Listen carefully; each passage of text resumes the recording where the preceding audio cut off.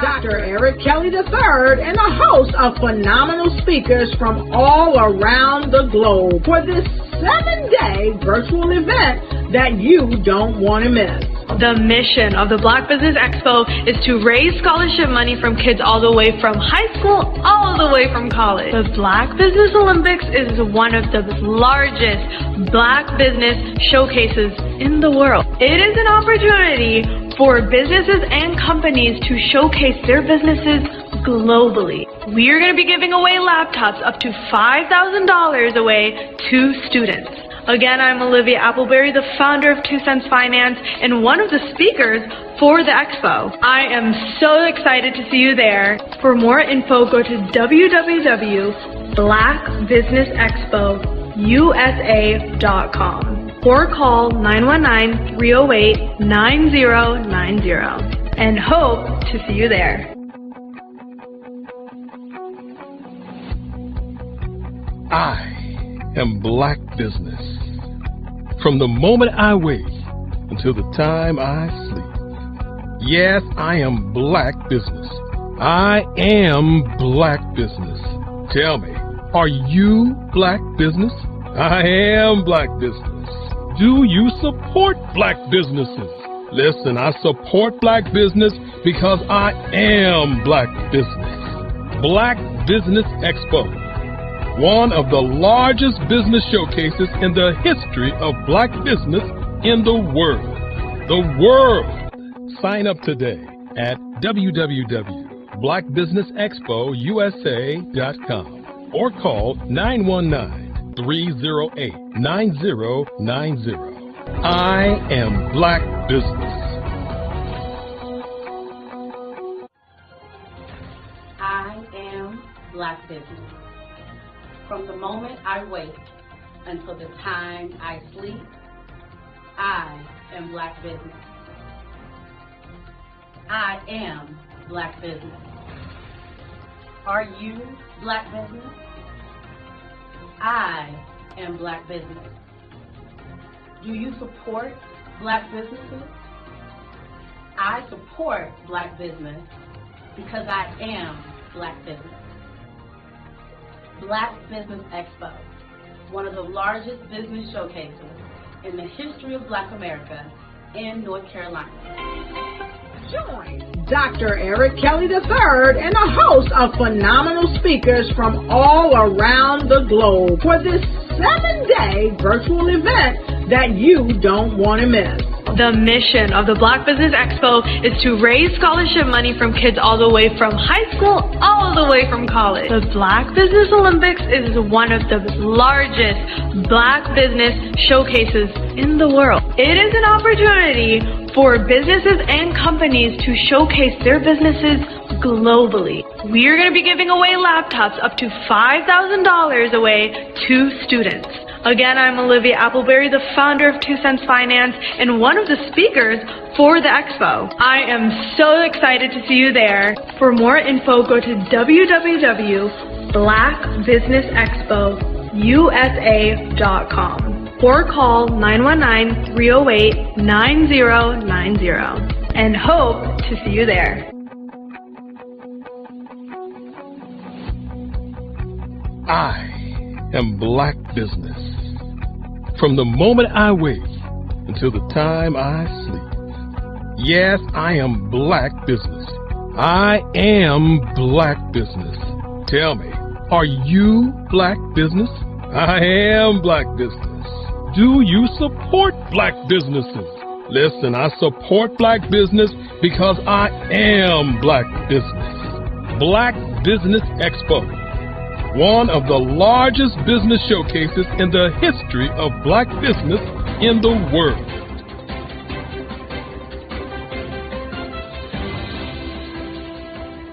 Over the past few years, we've seen the growth of existing and new initiatives focused on financial inclusion, building global networks, and reducing the wealth gap in response to the idea there's not enough seats at the table. Whether their outcomes are to increase the representation of Black executives on corporate boards, ensure an inclusive global economy, or to create new U.S.-African commercial pathways, the strategies are often carried out by separate programs. The question is, should they be?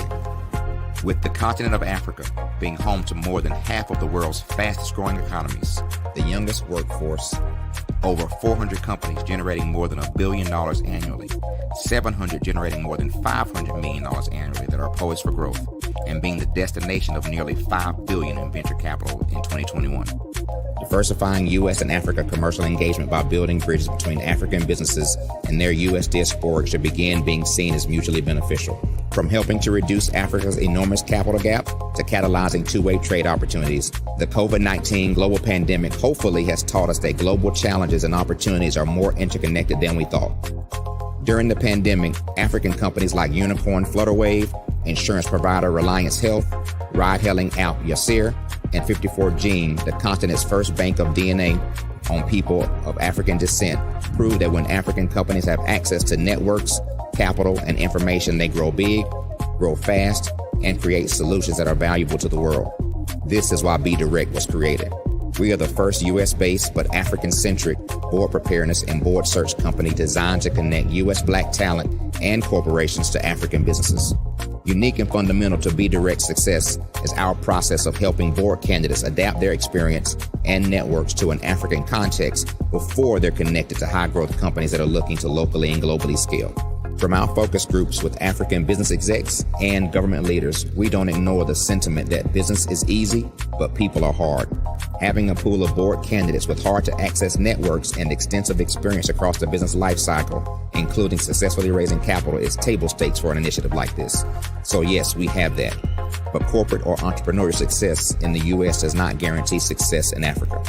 Developed alongside industry partners on the continent, our training program, BeDirect Prep, is designed to transpose their experience to create cultural comfort, understanding, and a commitment to helping businesses in Africa scale.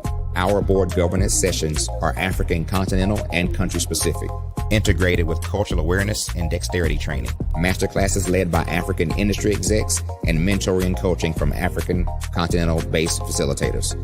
But even more unique to BeDirect Prep, we cap off our training program with an immersion trip to help candidates that have not been to Africa before see and feel Africa's complexity and opportunity from African soil.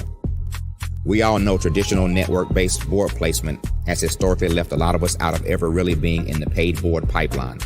Our strategy supports the work of many great organizations that are successfully filling seats at U.S. board tables by creating more tables for those that are still left on the sideline. It's time to start seeing the role and value of U.S. Black talent and businesses on the continent of Africa differently. Old perceptions and habits limit economic inclusion. Let's transition Black talent and the African businesses they will support from the periphery of the global economy to its core. Living in a global lockdown, we all know now how fast local and global economies can change, and see the value of having businesses that hire, strengthen local value chains, and even grow globally. Status quo in any form holds back progress. We must democratize U.S.-Africa commercial engagement by socially and economically connecting cultures that have long been disconnected. It's time for Africa's U.S. diaspora to redefine their global value by helping African businesses scale continentally and globally.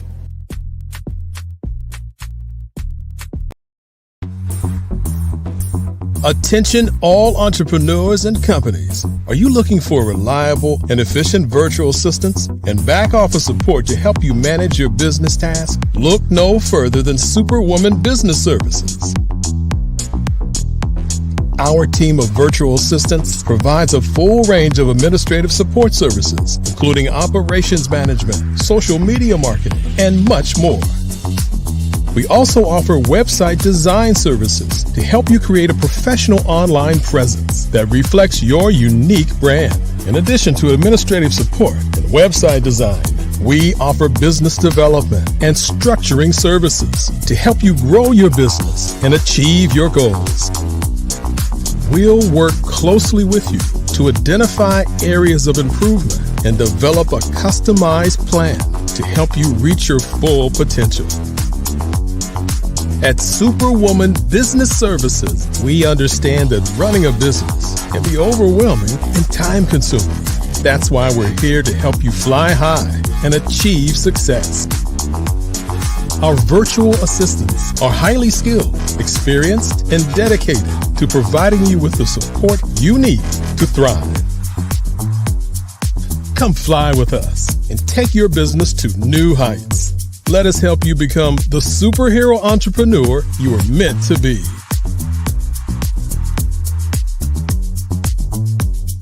Contact Superwoman Business Services today to learn more about our back office support services. Come fly with us and take your business to new heights. Hi, I'm Barbara Smith. Genius is common. My genius is executive coaching and professional corporate training.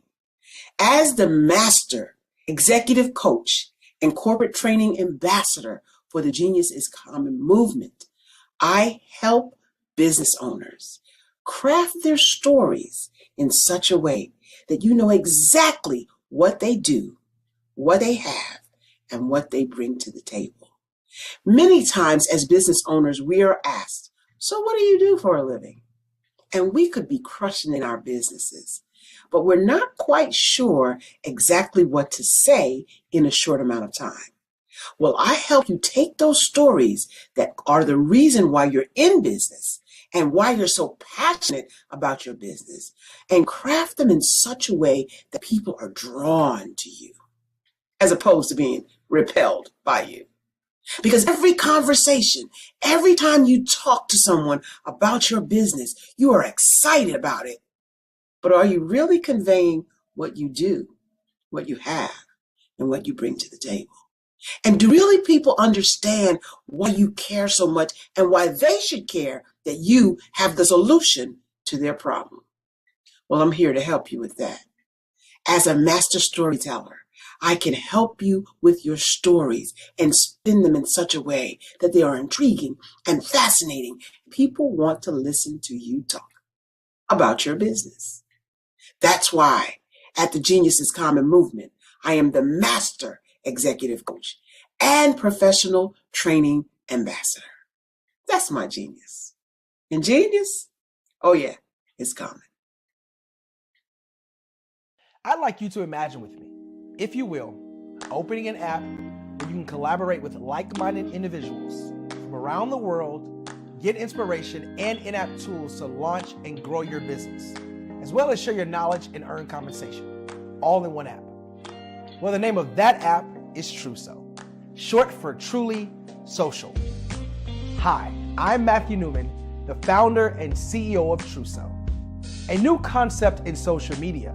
Truso is designed from the ground up to be a platform that's both social and empowering for all its users.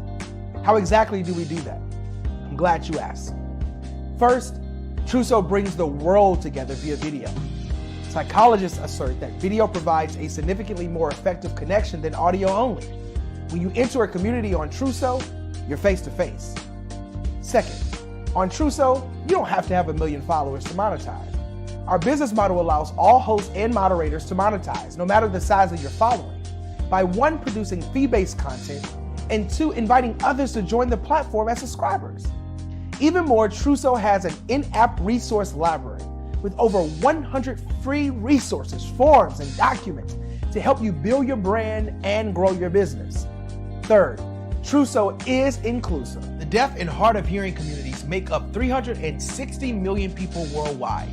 Unlike audio-only apps, Truso embraces this community, providing a networking platform that allows them to participate via video and closed captioning. We even have a deaf and hard of hearing foundation in the works as well. Fourth, Truso is both social and safe. We refer to Truso as a virtual extension of the beauty shop, barbershop, and brainchild of the community. A place where there's laughter, along with wisdom, growth-oriented conversation, and genuine connections in a safe space. Truso even has proprietary security to ensure we maintain a safe environment for everyone. Where are we at now? Truso is live, y'all. We've launched in beta and we're acquiring users daily. We have an incredible development and marketing team, plus amazing celebrity influencers at the table, helping us spread the word around the globe, beginning within the African diaspora and beyond by creating a safe space for growth, connection, and collaboration. We're truly excited about Trousseau. We've created something special for which there is a global market. And we invite you to embark on this journey with us as a shareholder. The future for Trousseau is truly bright. Join us and let's go there together.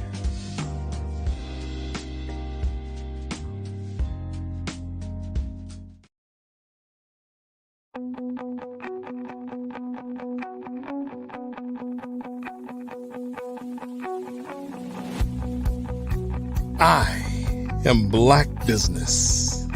From the moment I wake until the time I sleep. Yes, I am Black Business. I am Black Business. Tell me, are you Black Business? I am Black Business. Do you support Black businesses? Listen, I support Black business because I am Black Business. Black Business Expo. One of the largest business showcases in the history of Black business in the world. The world! Sign up today at www.blackbusinessexpousa.com or call 919-308-9090. I am Black Business.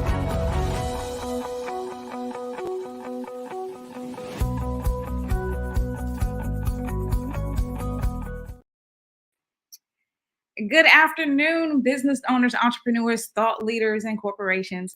Welcome to the Black Business Network. My name is Latika, but I go by Teek, and I'm your business moderator for this afternoon on the Black Business Network.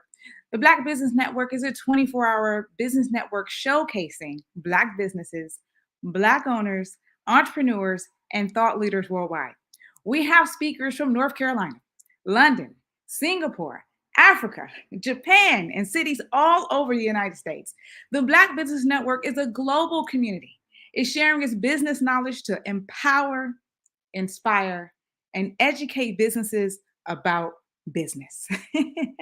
So we're going to get into it this afternoon. We have a fireside chat, and I'm going to introduce this beautiful soul as Miss Pie. But let me tell you, she's known as an executive industry leader and CEO of LCM Group with over 30 years experience in multiple functions. She has achieved remarkable success as an employer brand leader, including winning 19 cultural awards between 2021 and 2023. Shelly Jeffrey Cole is the influencer behind Mrs. Pie and a key figure in the Parade Deck military influencer community of over 6.5 million subscribers. Her company, LCM Group, delivers global brand workshops, and Shelly is a sought-after keynote speaker on purpose, branding, and entrepreneurship. I present to you Mrs. Pie, aka Shelly Jeffco. Thank you for that. That was awesome. You are welcome, beautiful soul. Hi, how are you doing this afternoon? Isn't this incredible? And shout out to everybody who is watching us, wherever you're watching from. Thank you for supporting scholarships for kids. Y'all, we need it. So, just bearing in mind that that's at the crux of why we're here. But thank you so much for that. Absolutely. Absolutely. I'm really excited right now because I get this opportunity to interview you. I'm like, oh my goodness, this woman has achieved. So it gets me really, really excited for everyone that is watching this in live or watching this in a replay. We're going to get into some really goodness and learning about Mrs. Pie. To get us started, how would you like me to refer to you? As Shelly or Mrs. Pie?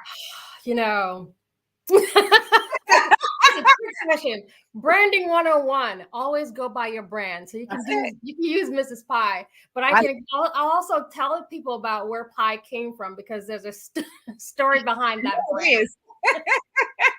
I know it is. So I want you to get into it. So we're going to bring it back and start with the basics. I got you for a little bit of time and I'm excited about that. So yes, I want all the tea on the Mrs. Pie, but tell us, how did you get into this? How did you get into this business? Oh my gosh. So I've always loved branding and purpose and the way that we show up. And, I'm also an author and a mom and a philanthropist and all of those things. But I think, to be honest, it's been a culmination of areas in my life that I've always loved. I've worked in HR, I worked in engineering, I worked in sales, I worked in marketing. My family, I'm Jamaican. I come from a family of business owners and entrepreneurs. My mom was a teacher and a minister. So there's just been a combination of experiences in the corporate space. And then I wanted to figure out a way to translate a lot of what I know and really help other individuals who are just starting out in business, whether you're a small business or entrepreneur, et cetera. And my heart is also tied into the veteran community. And so a lot of the work that I do within that space is helping veteran small business owners learn the basics of branding, but from a business strategy perspective, not just, putting things on social media. And then, it just kind of spanned out. So I work with a lot of organizations also that support or do things for kids. I am one of those rare birds that I have multiple personas, meaning I do multiple things. I have a full-time job and a company, and they're both very successful. So I'm just pulling together all of the experiences that I've had, things that I've learned the hard way, lessons learned, failures that I've had, and teaching people not to kind of repeat that behavior and helping any way I can.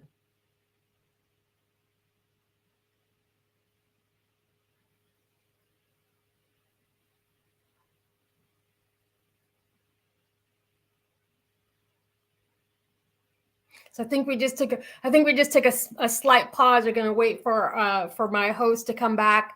And while she's while she's coming back in, for those of y'all who are watching again, just a reminder to please visit blackbusinessexpousa.com and learn about the scholarships. As I meant, I'm an advocate. So again, I just want to make sure that we are driving people to support our cause, y'all. That's why we're here. That is it, Mrs. Pye. Apologies. We got this internet thing happening, but I'm okay. We're hearing all the energy, right? Yes. Well, that's what matters the most. So I'm sure the people heard you speaking about something amazing about how you got into the business. And I guess what I want to kind of hear from you right now as well, if you haven't already said it, is what motivated you? Because I know everyone has a story behind the story. And so it's good to kind of hear what got you into the flow. Like, what was your biggest why? What would motivate you? So Pye actually originated, the brand Pye, proud, inspired, empowered. So that's the actual brand. And Pye was actually launched in 2022, April 1st, 2022. This is how crazy, because I've been at this thing for a long time, but it really formally launched then and kind of took off faster than we imagined. But Pye was, as a result, as a mom, I was responding to things that were going on with my teen daughter. And I wanted to create messaging and a language, because again, branding is my thing. So I wanted to create messaging and language that she could use and her friends could use. Y'all remember all the things that were happening in 2020, right? So I wanted to, provide that kind of support. So we have journals and we have affirmation guides and, we have podcasts. We have a lot of things that are going, but it really started, I was looking as a mom, like, this will save my daughter's life. So that's where Pye started. And then LCM Group as an organization, LCM actually stands for Learn, Coach, Model. And Learn, Coach, Model is something that I had put into practice for a long time. So if you've ever worked me as an exec, I always close, I do everything in threes. And I always talked about, what did you learn and how can you coach your teams and how do you model the behavior? So that's the genesis of the company. But it's really been an incredible journey. I'm excited about where we're going together, trying to help other people lift and grow. But that is the story. And I'm a West Indian woman. I'm Jamaican, proudly and happily. So anything, we believe anything we start, we'll finish, and all those things. But essentially, that's what Pye is.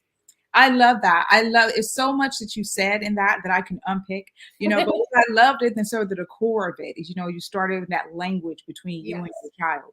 And I think that's so important when we're communicating with, especially the younger generation, because they have a language that we need to make sure that we understand, but also in supporting them on their elevation. So I love what you were saying about the affirmations and really just giving and empowering, we started with your daughter, but now look at Yeah, look at Now how it's thousands and thousands, and it's global.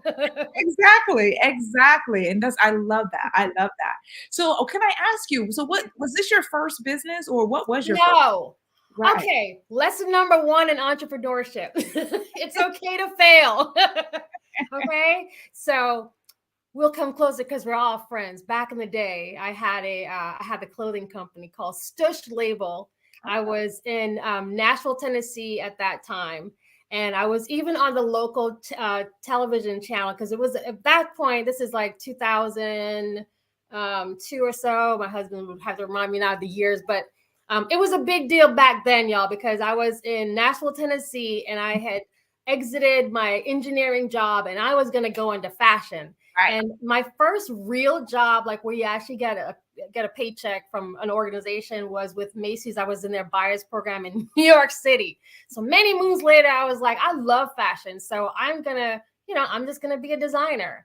And it failed. But I loved the experience because what I learned was that I love fashion. I love earning money so I can pay for fashion, but I don't necessarily want to manufacture fashion, but it was an incredible journey. So that was the first real business, where I actually made some revenue. I made it from that. And it's just, for me, it just felt like it wasn't the right time. And I did learn about sales and marketing. So some of the things that I'm using even today, some of the things I used in my corporate career, but what was missing, what was missing, Teak? There wasn't any purpose behind it. And I was just about to ask you that because, see, I was like, well, fashion, she looks fabulous. So it's okay, it's still fun. But, and I guess for anyone that's watching, when they hear about people starting or having multiple different businesses, et cetera, and that whole fail forward is, it should be motivating. And so Yes. what you were learning, I guess I want to ask you about that a bit more deeper in terms of if you had to take, say, your first 2 or 3 key points from what you would have learned from that business and how it moved into this, what would you say that is? First of all, it's you need a community of support. I was doing it by myself. I had the ideas. I had somewhat of a quasi plan. I'm going to make clothes that I love, right? It was all I centered. And so there was no community. There wasn't really a strategy, and it was me centered. And so the idea that you're going to build a business just because you have an idea and a vision, it doesn't necessarily translate to what the needs of the market are, or what are your clients looking for, or what is the thing that you're trying to do? What's the gap you're trying to fill? And I didn't know at that time that you needed more than that. This is before social media. Now I'll have a lot of people who go on TikTok. I can sell something from Sheen. Okay. It was very, very different there. In order to build something that's sustainable and long-term, and a business that actually generates revenue, and, you're pouring back into the community and you're establishing certain things. If you're trying to set up generational wealth, we all talk about that, and you're looking for some kind of longevity, you have to actually have a strategy. You have to understand your clients. You have to fill a need. Otherwise, it's just a side hustle, and I'm not doing a side hustle. but I had to learn that the hard way. And once I learned another lesson I learned, because I had the opportunity of being interviewed on live television. It was my first foray in front of the screen. I'm usually the person who's behind the screen a lot. That's shifted over the past few years, dramatically. But I had the opportunity, even in that experience, to see what that looked like. And so I started changing the way I thought about how I marketed myself and how I branded myself going forward. So y'all, when I say this is 20 years into it, I said 2002, and 20 years or so later, I am now walking into the purpose of my life and seeing this play out. So it's just really being open to learning the lesson, and it's okay. It really is okay to pick up and move forward and understand that everything happens in the right time. That's true. Everything that your mama told you is true.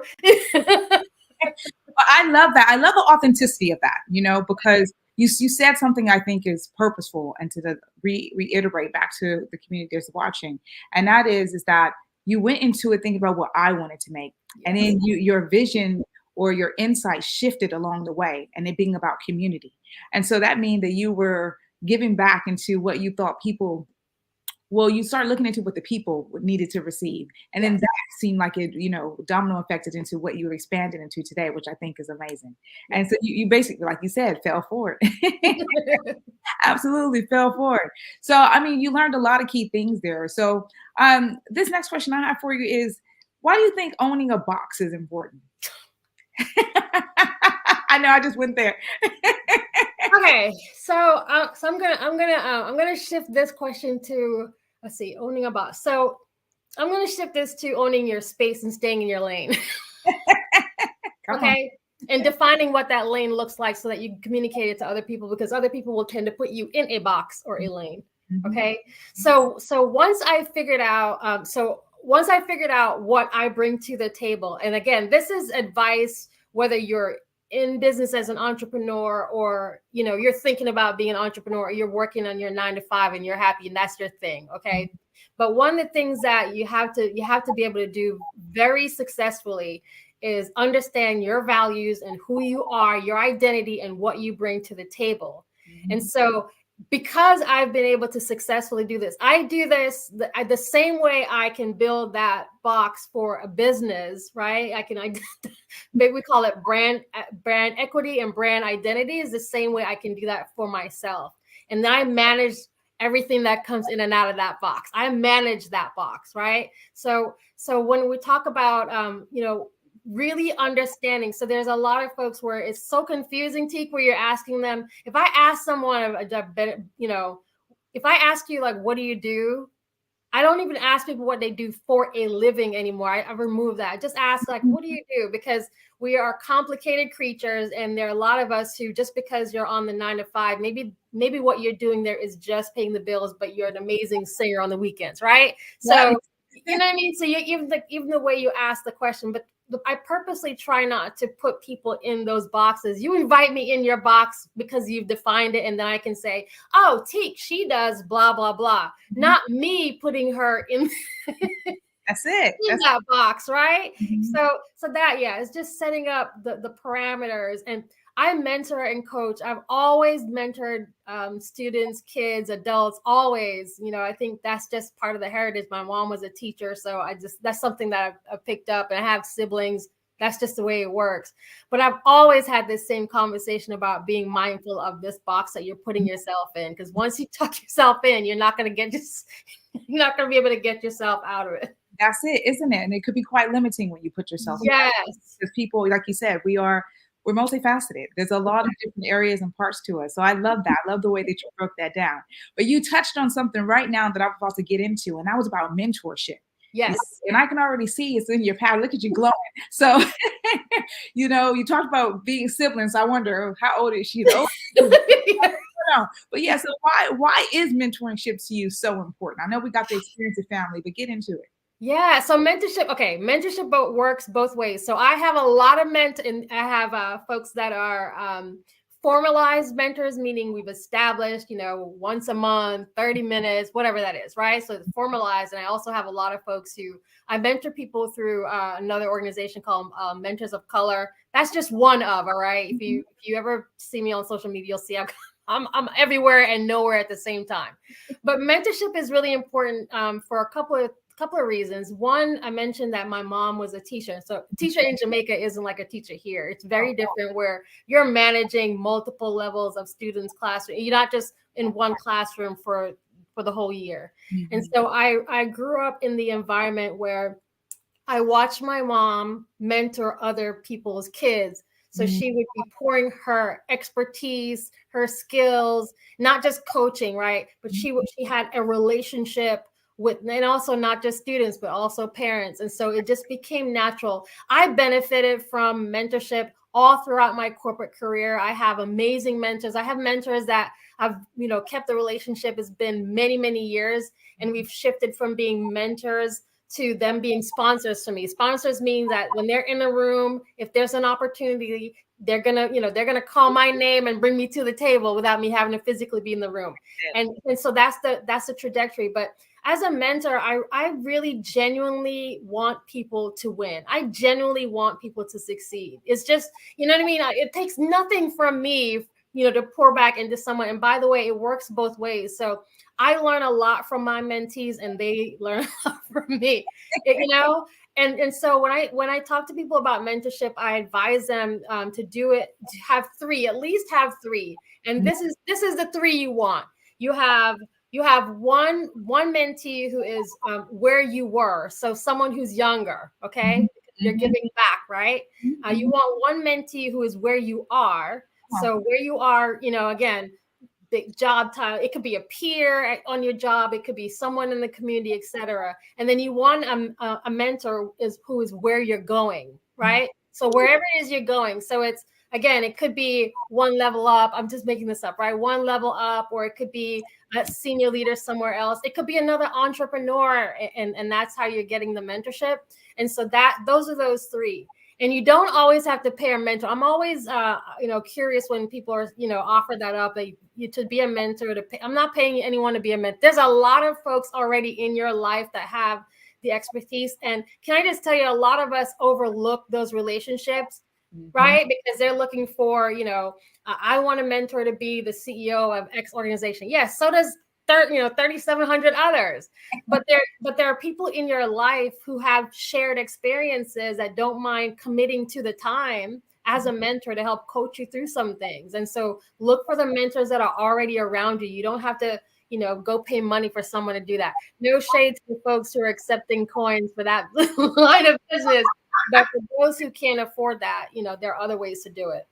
I'm really grateful that you put that out there as well, because sometimes, especially now in the climate that we have post-COVID, and you see so many different types of mentors emerging, et cetera, and people think, well, I can't. They get in that mindset of doing something. And what you're sharing is actually, you just need to look what's in front of you. That's right. You might have these key relationships already there that can support you on that journey. I love that. I love that, Mrs. Posh. I just need some tea now. But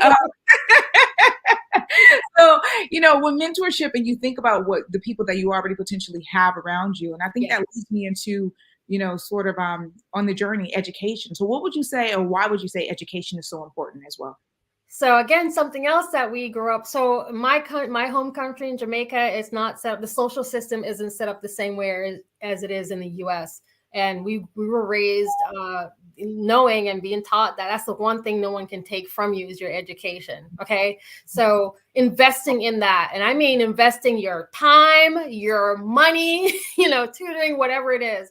Education is the one thing no one can take away from us.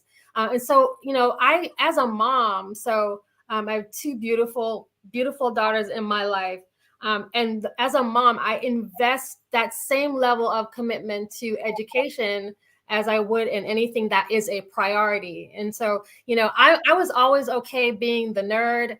And quite frankly, I'm animated now, but I am a library nerd, sit in the corner, quiet type person. Okay. I'm most likely to be found in our home. We're lucky enough to have a little space called library, and I'm most likely to be found there if I'm not working. Like, that is my thing. I love that. That is my thing. But it's just important for us, especially, let me just talk to those of us who are over 50 like me. Okay, I'm 51, and you have to keep thank you. You have to keep learning. Technology has brought on a lot of changes. You need to be, you really do need to keep up with what's happening around you. Why? Because your clients are changing. If your clients are changing, that means your competitors are learning more.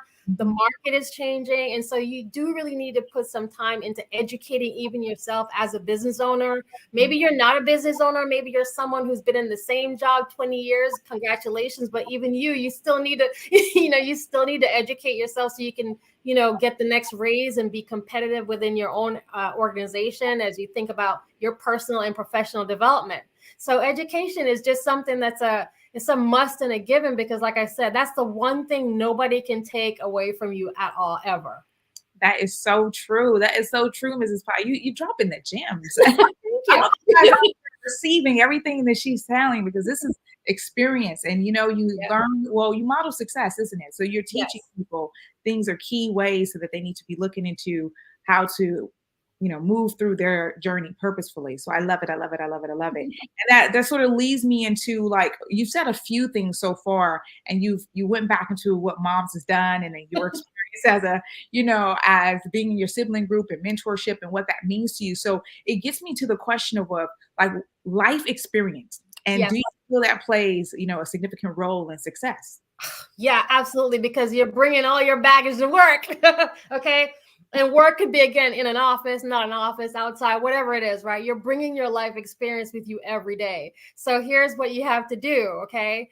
Sometimes you have to unload that bag before you walk in that door, because you don't necessarily need to bring all of it to the people around you. People don't know what to do with that energy or that information or that experience. It also really impacts your perception on what's happening around you, because I bring in a certain experience, right? So I had a just saying this, like, you might have had an argument with your spouse, and that created a negative experience. And now you're bringing that attitude into work, and now everyone, right? Now the rest of us are getting that the response that that you wanted to deliver to your spouse. Now we're getting it.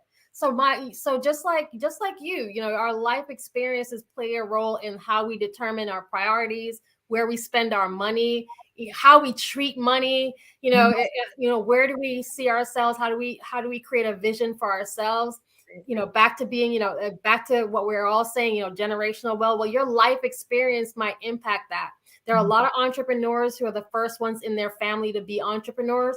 Your life experience might be, no one in my family has done this. But just because no one's done it doesn't mean that that first person isn't you. So you have to be able to tune out some of the voices from those life experiences. You know what I mean? So that you can inspire yourself to keep moving. So life experience is huge. And then and understand the lessons. Like for me, if I get the lesson, I try to learn it the first time, right? I am no good at like learning the same thing over and over again, or be burned over and over again, right? Once you learn that lesson, okay, I receive it, I learned the lesson, this is how I pivot so I don't repeat that behavior. Or maybe, it was in my response, not that person. That's a life lesson. Everything that has to do with your shortcomings, that's a life lesson. And then what do you do with the information? And don't carry your bad, experiences. I don't care who started it. Back 20 years ago, so-and-so said something to me and rubbed me the wrong way. Please leave that baggage, drop the baggage, because that's just going to hold you back from moving. It's just going to slow you down. So drop those things so you can move forward. I love that. But that goes back to your point that you were making where you were talking about failing forward as well. Yes. Right. So looking at where you are, learn from that experience and then move forward. Take what you need and leave what you don't need. Right. I love that. I'm going to borrow that. So that brings me into something else then, because we're talking about, life experience. And I think that, when people think about their journey, they, like you said, they're bringing their whole self, isn't it? So when you think about some of the pitfalls, and even maybe for some of the pitfalls you may have had, what would be some of your suggestions for people to avoid? Oh my gosh, mindset is the first one. Okay, I've always been a positive person, but for a long time, I was surrounded by negative people. And I started to believe what they were saying about me, not things that were true about me. This is something else I share with my mentees, okay? I absolutely don't believe anything that is not true about me. And I know what's true about me. I actually have a list. Okay. So I know. So for example, I know that I'm organized. I know that I'm capable. I know that I'm talented. I'm not worried about, when we had on social media, especially, people were floating around all different terms and texts, y'all. You go on LinkedIn every week and there's some kind of ism or something that we're supposed to have had, right? Some kind of shortcut. I don't believe in any of that. I believe that I'm capable. I believe that everything that I need will come to all of those things. And so that's mindset, but that's maturity. So if I didn't allow myself to pull away from, and again, sometimes negative people are in your family. Okay. Who am I talking to? All right. So sometimes you have to change the environment that you're in and stop listening to some of those voices and really start believing what's actually true about me. So it's not true if you start thinking to yourself, I don't deserve to be here, unless you actually don't deserve that job. Because there are some of y'all, okay, you know who you are. You've taken a job and that was not the place that you were supposed to be, but you did it anyway, right? That's different. So it's really that mindset is absolutely everything. Believe what's true about you, and the rest of it is just noise. That's the first thing. I think something else that I had to learn is I didn't realize this, that the more successful you become, the smaller your circle becomes. Absolutely. Okay, I saw it on TV. I saw it happen to other people, but I never thought that would happen to me. I think I'm a nice person. Why would I give to everyone? What? But that really does happen. And when it happens, let it happen. Absolutely. Because the downside is I was holding on to people's skirts, please don't leave, and all it did was it kind of extended the time for me to be successful longer than it needed to be, because I was holding on to stuff that didn't belong to me anyway, right? People don't belong to you. So I was holding on to these relationships thinking, but don't do that. But that's another flip side of being successful, is that your circle does become smaller. The good news though is that you will end up being surrounded by the right people anyway. So sometimes, 2 or 3 negative folks get pulled out. And again, these are folks who might be very close to you. Okay. So 2 or 3 negative folks might be pulled out and one amazing person, takes the place. So don't let that stop you from marching towards your own success, but just know that you need to be prepared that circle is going to shrink. I love that. I mean, 2 key valuable points: mindset, and then even the mindset feeds into the circle, and things naturally shift. Ms. Pye, you really, really, and that your experience of being honest and authentic, I think is what feed back into the people, because that's what we need to hear, right? Oh yes. And speaking about our people, and thinking about business, do you think, because we talked about quite a lot of things, we talked about education, we've now, and I need to go back a bit, because you were doing affirmation to yourself, and I was getting excited, like, yes. Talking about mindset, I was like, yeah, but look how much she poured into herself first. I need the people to understand that that's what you need to do. You need to know your list first. So thank you for dropping that beautiful gem of sharing something personal for yourself in that way.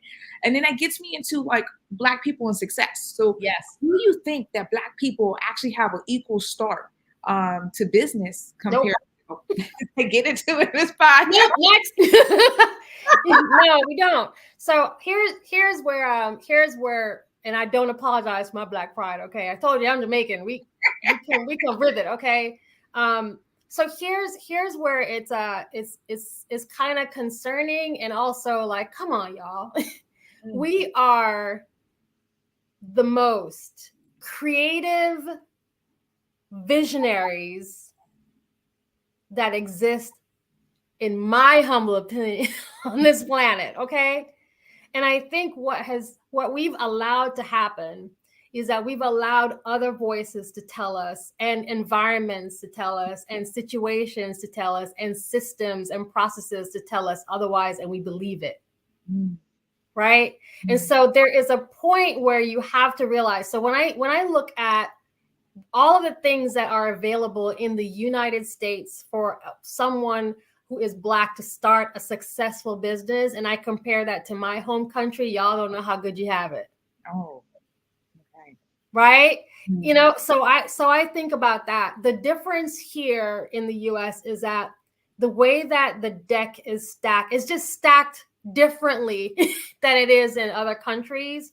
But there is so much opportunity within the community, within the Black business community, to support each other, to go after clients where you don't feel like you're fighting amongst each other, for sisters to support each other. You know what I mean? There is so much opportunity and talent that's available within this space. But, the truth is, no, it is definitely stacked differently. I mean, I don't know if you go on Twitter. I mean, I last on social media. I've limited it because I don't even want to hear the noise of all the things that people are telling me that I can and can't do, but other people can do it, right?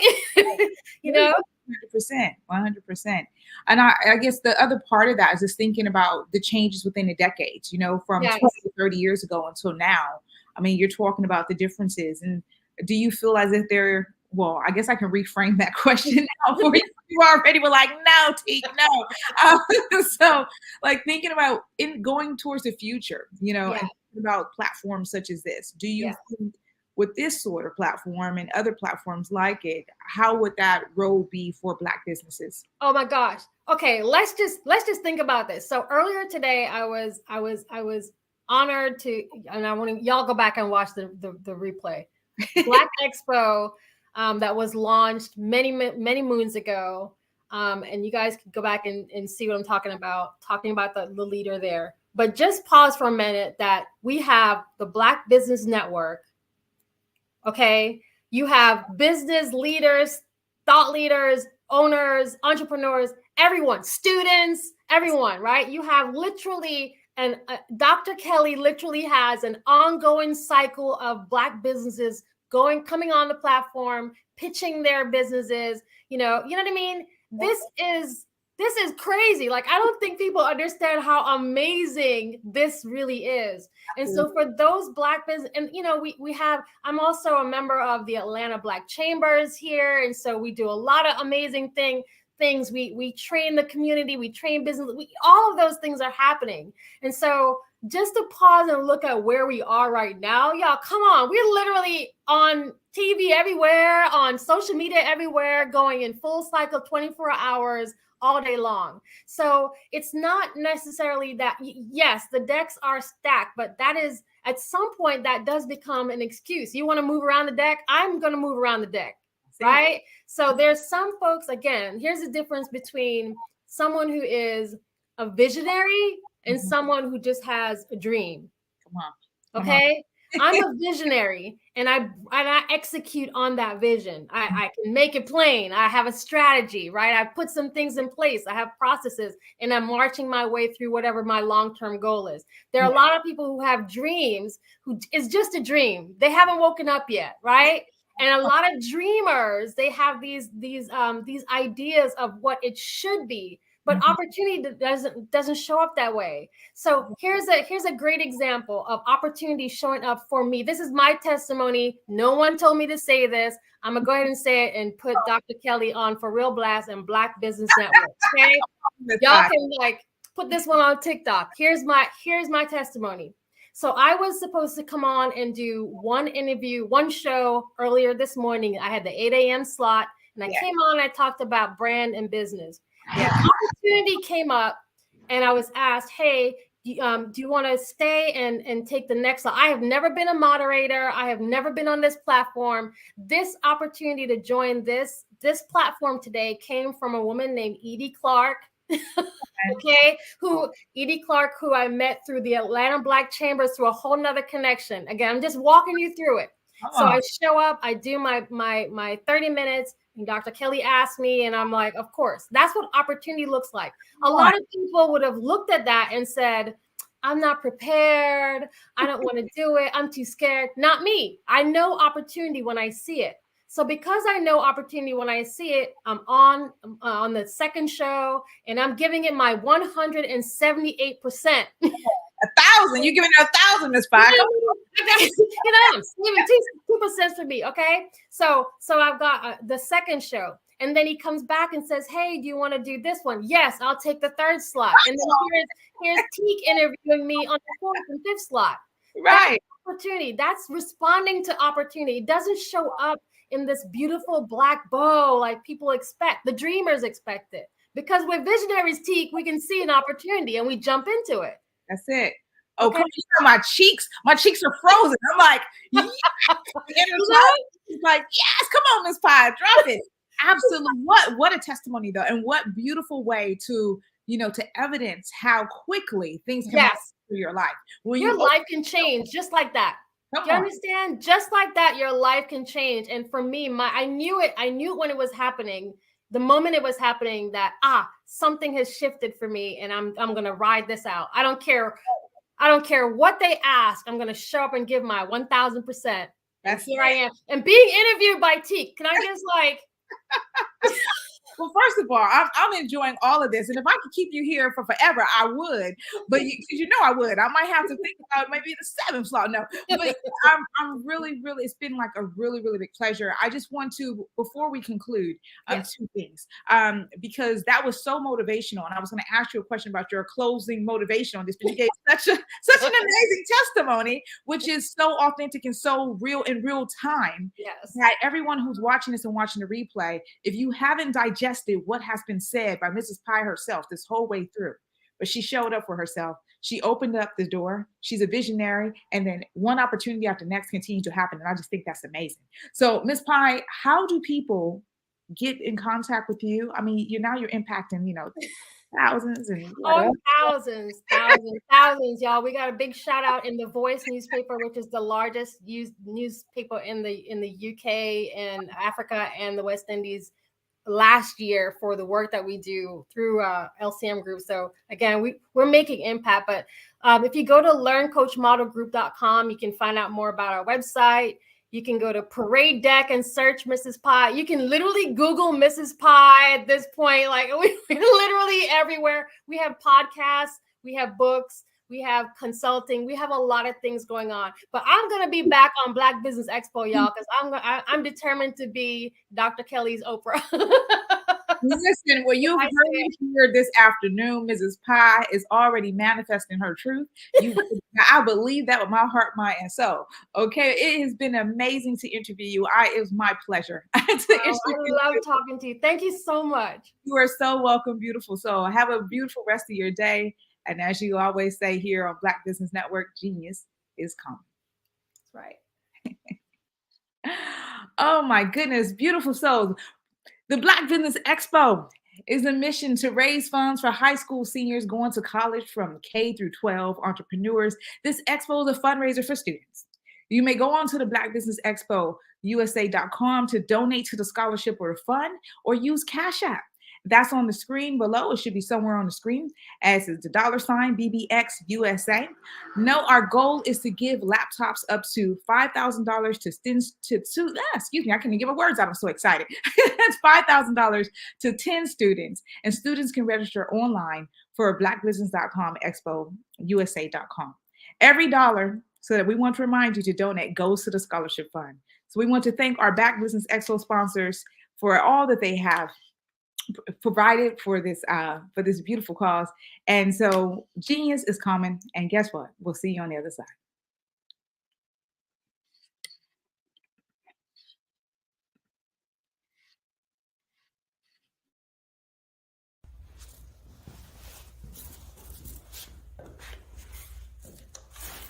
How you doing? I'm Rodney Allen Rippey. Yeah, the child actor. Well, now leading man. Some of you might remember back in the day, the Harlem Globetrotters popcorn machine. Remember that? Well, it was a Saturday morning special that would come on, and I was there with Geese and Tex and Meadowlark Lemon. Remember the show? Well, I had a great time. And I have to say a huge, huge thank you to all my fans out there. Thank you for all the years of support. I went on from the entertainment industry. I started getting into producing and directing. And now, hey, here I am. I'm a studio executive here in Burbank, California at 2526 Studios. I have to say, it's been pretty good, but the best is yet to come. Please stay encouraged. Keep reaching for your dreams and never forget that genius is common. Remember that. Genius is common. No matter what anyone says to you, no matter how tough the road may get, keep striving. Keep reaching for your dreams. And always know that you are worth it. Everything that you put into yourself, everything good that you pour into your life, you are worth it. And when the times get tough, when things don't go exactly right, it's okay. Dust your shoulders off. Stand up strong. And remember, genius is common.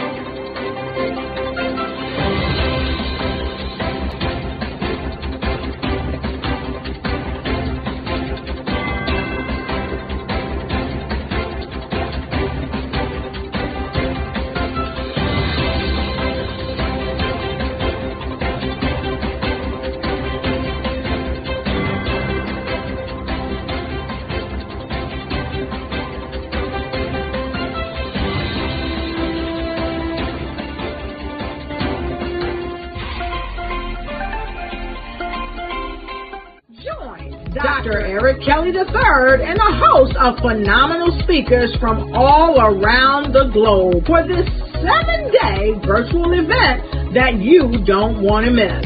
The mission of the Black Business Expo is to raise scholarship money from kids all the way from high school all the way from college. The Black Business Olympics is one of the largest Black business showcases in the world. It is an opportunity for businesses and companies to showcase their businesses globally. We are going to be giving away laptops up to $5,000 away to students.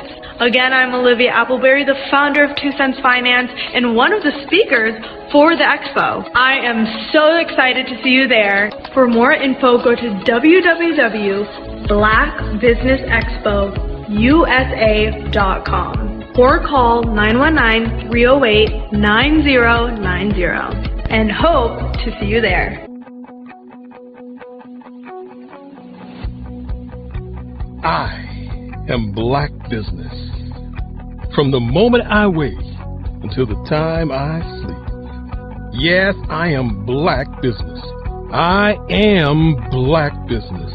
Tell me, are you Black Business? I am Black Business. Do you support Black businesses? Listen, I support Black business because I am Black Business.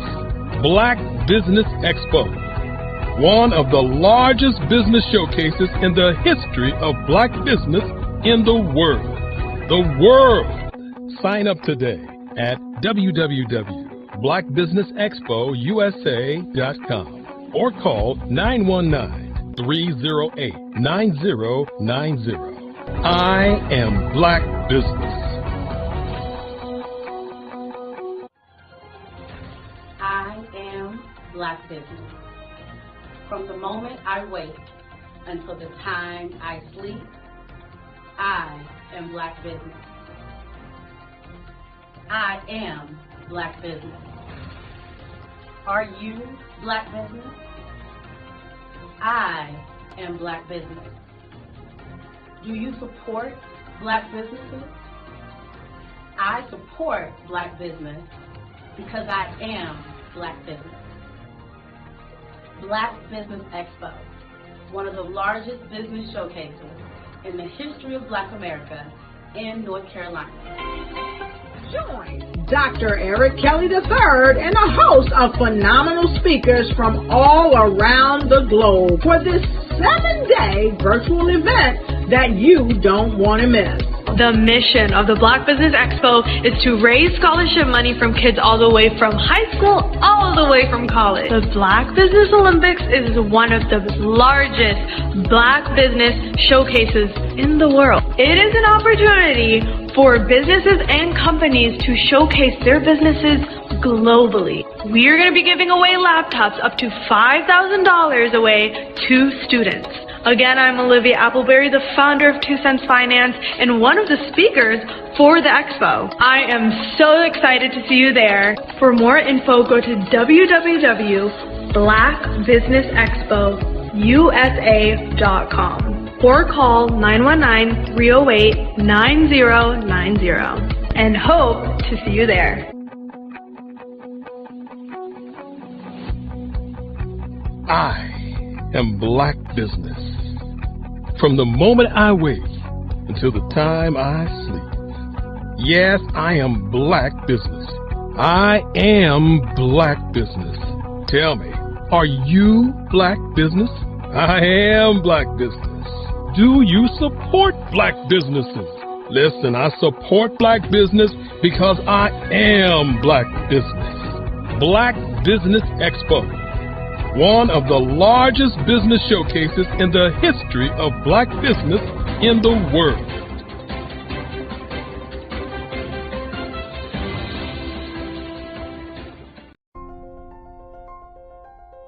What if you could build your own city? A place where every child can find nurturing people to help them achieve their full potential. A place where every adult can access job training support. Where health education is abundant. Where social justice ruled the land. A place without limitations. Welcome. You have arrived at STEM City USA. It is what every city should be. A safe and trusted community where you find people and resources to help you become everything you are and beyond. STEM City is unlike anything you have ever experienced. It is a digital twin of the world around you, only better. STEM City is about energy and soul renewal. It is more than a digital world. You can almost feel the power of live cultural events, music, and theater. STEM City promises a better future for children with caring mentors and hands-on activities with dedicated tutors to support our youth. STEM City is your passport to a healthy lifestyle with weekly events addressing our community's many issues. STEM City is your financial well-being with helpful information on wealth management, career advancement, job training, and so much more. STEM City is the community you deserve. It is the city where your dreams can come true. STEM City USA, a place in the sky that is accessible to all who reach for the stars.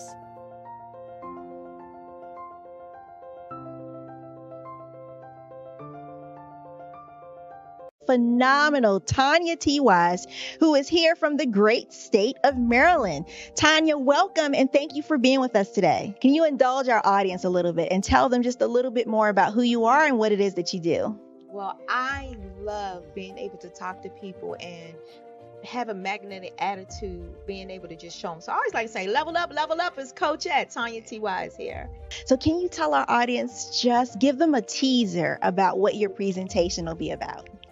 So my philosophy is that we should all be living our dream life. So tomorrow I'm going to talk about how you start living your dream life. What are some of the things that you thought about in your childhood that you just kind of let go and dormant? Wow. And I want to reignite that and just give you some pointers and some tips, some tools, some strategies to be able to start living your best life now. And guess what, Rhonda? And leave it inheritance for your legacy. Oh my goodness. Okay, I know that's resonating with a lot of people. I've heard that you have a dynamic coaching program. Can you tell us a little bit more about that? Absolutely. So our coaching program help people that have the lack of time, that lack strategies, and lack the confidence to go after their dream life. So we help them implement tools, we help them implement strategies, as well as give them resources so that they can live their best life now and leave that inheritance. Wow. Oh, I love that. I love the leave the inheritance part. Listen, you are dropping some major nuggets, and I know a lot of what you're saying is resonating with a lot of people, but I think we're all curious. How did you even make this transition into the speaking and coaching arena? What's the story behind this? So I started out in finance, and I realized that a lot of people don't necessarily go after their dream life because of the lack of finances or the education behind finances. But it wasn't until I lost my firstborn, my only son, that life changed for me. And where I was going after it all, living the corporate life, hit my 6-figure income and living in my dream house with my dream man, driving my dream car. I nearly lost it all when I lost my son. And so I realized it only takes one financial catastrophe that can change your entire life. That's what made me start All New Beginnings. Because no matter what's going on in life, there's a new beginning. And because of that, we develop a program called Wise Minded. My little slogan is, don't just dream it, Let's live it. If they want to connect with you or work with you, what is the best ways for them to be able to do that? Well, for my social media guru, you can connect with me on every single social media platform as Tanya T. Wise.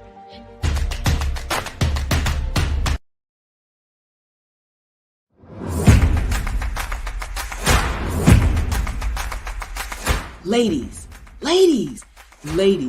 if you're a person who continually pours out, you won't want to miss this upcoming event. October 13, 14, and 15 at the Holiday Inn and Suites in Ocean City, Maryland, where we have a power-packed lineup of ladies who are going to pour into you.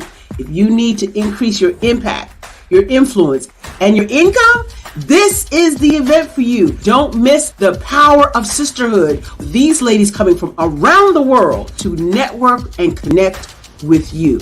Don't miss it. How do you get the information? Glad you asked. Go to barbarahsmith.com and click the link. All the details there. Don't miss Sisters Inspire Sisters to Advance, October 13, 14, 15 at the beautiful Holiday Inn and Suites in Ocean City, Maryland. What you know and I know together can change the world. I want to see you there.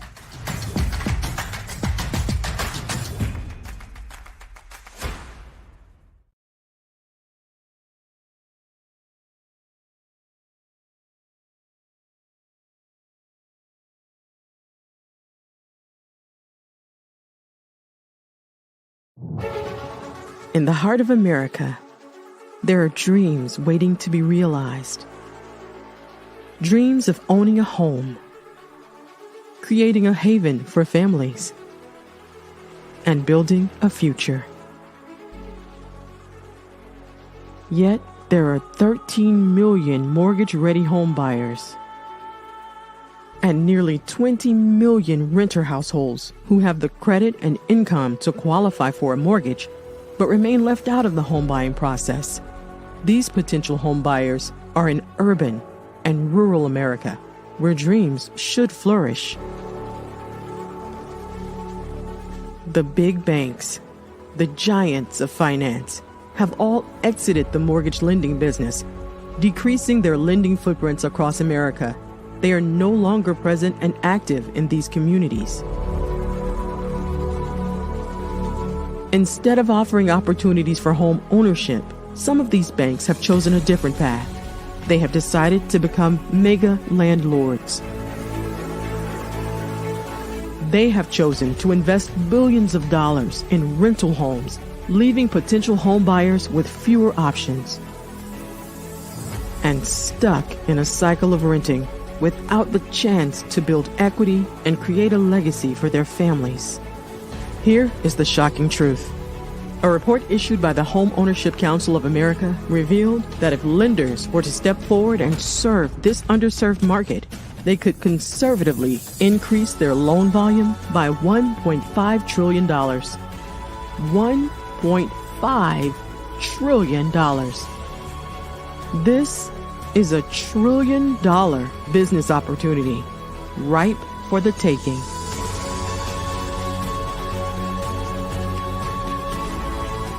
That's why I Have a Dream Home is here. We support the American dream of home ownership in urban and rural America.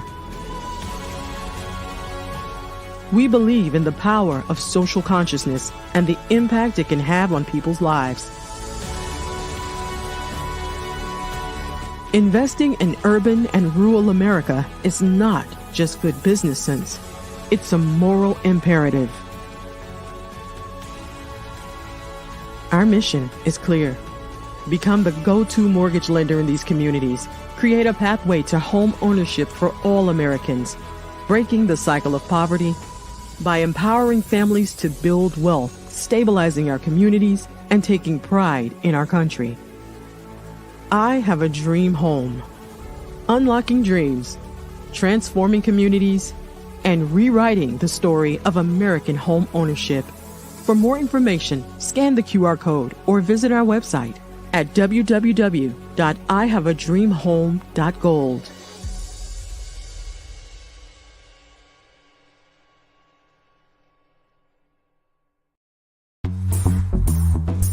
Attention all entrepreneurs and companies. Are you looking for reliable and efficient virtual assistants and back office support to help you manage your business tasks? Look no further than Superwoman Business Services. Our team of virtual assistants provides a full range of administrative support services, including operations management, social media marketing, and much more. We also offer website design services to help you create a professional online presence that reflects your unique brand. In addition to administrative support and website design, we offer business development and structuring services to help you grow your business and achieve your goals. We'll work closely with you to identify areas of improvement and develop a customized plan to help you reach your full potential. At Superwoman Business Services, we understand that running a business can be overwhelming and time-consuming. That's why we're here to help you fly high and achieve success. Our virtual assistants are highly skilled, experienced, and dedicated to providing you with the support you need to thrive. Come fly with us and take your business to new heights. Let us help you become the superhero entrepreneur you are meant to be.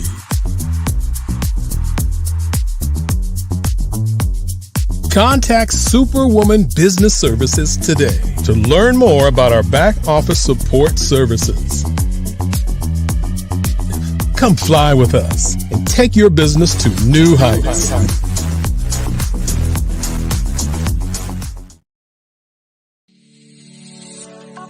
Did you know that our black dollar only lasts for 6 hours in our community? Yet other communities, their dollars last for 19 to 30 days. The Black Wall Street Nation. Black Wall Street Nation. Yes, that's why we created the Black Wall Street Nation. Black Wall Street Nation is a centralized directory available to all black businesses across the world. It was created for businesses like you, the ones that want to start and the ones who have a dream that have already started, such as businesses like Drop in a Bucket Productions, Valito Foods, Sugar Tea Branding Firm, All the Dazzle, Bun Cakeaholic, Miss Riot, and you. We'll have marketing, seminars, and some funding coming soon just for you.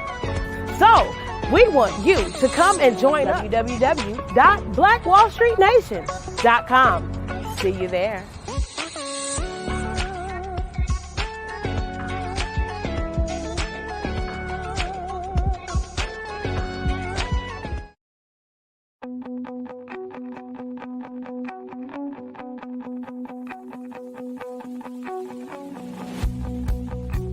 I am Black Business. From the moment I wake until the time I sleep. Yes, I am Black Business. I am Black Business. Tell me, are you Black Business? I am Black Business. Do you support Black businesses? Listen, I support Black business because I am Black Business. Black Business Expo, one of the largest business showcases in the history of black business in the world. The world! Sign up today at www.blackbusinessexpousa.com or call 919-308-9090. I am Black Business.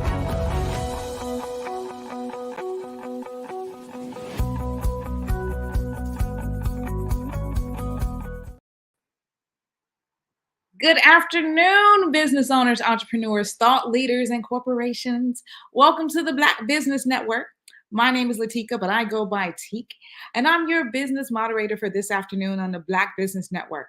The Black Business Network is a 24-hour business network showcasing Black businesses, business owners, entrepreneurs, and thought leaders worldwide.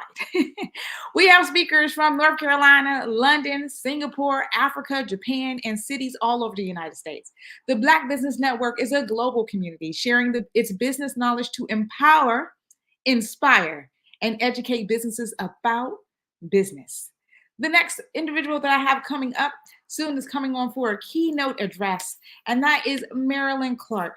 Marilyn Clark, DTM Distinguished Toastmaster, is a John Maxwell certified speaker, trainer, coach, and disc behavior analysis consultant.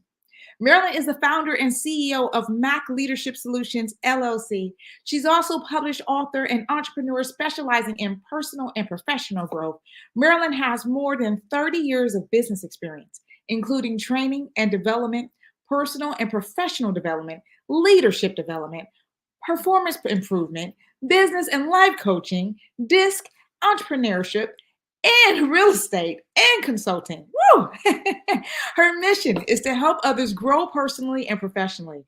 Her core values are integrity, impact, valuing others, gratitude, and community service. She is a published author of Let It Go and Flourish and Daily Planner, January 2023 to December 2023, with coaching prompts to help you flourish. Marilyn has been a member of Toastmasters International since 2017, and she served as an area director for several clubs within Toastmasters International. She has received the Distinguished Toastmaster Award, the highest award within the Toastmaster International. Marilyn is also a volunteer facilitator and leads transformational roundtables for Change Your World. Marilyn currently serves on the board of Greater Baltimore Chamber of Commerce. She's a member of Longview Bible Church and a proud mother and grandmother to her daughter, Cameron Clark Lambert, and son-in-law, Malik Lambert, her grandson, Zayn, and her granddaughter, Zara. She enjoys spending time with her family and friends. And you can visit her website at macleaderpublicsolutions.com. Oh, beautiful souls, Black Business Network, help me welcome to the platform, Miss Marilyn Clark. Hello, Teak. It's exciting to be here. Hi, Miss Marilyn Clark. It's so exciting for you to be here. I'm looking forward to hear what you have to say today in your keynote address. So I'll say genius is coming. I'll see you on the other side. Thank you. Thank you. Hello, everyone. Again, I am excited to be here to give this keynote address. And today I will be speaking about Black businesses as well as how we should lead across different generations, specifically our Gen X's and our Gen Z's. Now, there are many successful Black businesses, and I am so excited about those that were launched during the pandemic. You see, many people lost their jobs, and as a result, they pivoted and started their businesses. Now, why are so many Black businesses successful? It is all about leadership. Leadership matters. It is important for businesses to be successful. But before we can lead others, we must first lead ourselves. It is more difficult to lead ourselves than it is to lead others. I know that from personal experience, because self-leadership includes discipline, emotional intelligence, discipline, self-control. Leadership matters. In fact, the tagline for my business is, "We are moral authority." What is moral authority? I'm glad you asked. You see, moral authority is the highest level of authority, and it's based on the core value, who the leader is more so than a title and a position. The position is the lowest level of leadership. But with a moral authority leader, they gain that from the people who they lead. These leaders of successful Black businesses are moral authority leaders. They are competent, courageous, empathetic, and consistent. Now, what is competence? These Black business owners who are successful, they are lifelong learners, constant learners. They are always looking for ways to expand and increase their knowledge. And they also train their teams. when they are about to promote someone to a leadership position, they make sure their leaders are trained in leadership development. They don't just promote someone up the rank because, oh, they've been here 10 years, it's time to promote them. No, they are about competence. Because here's the thing.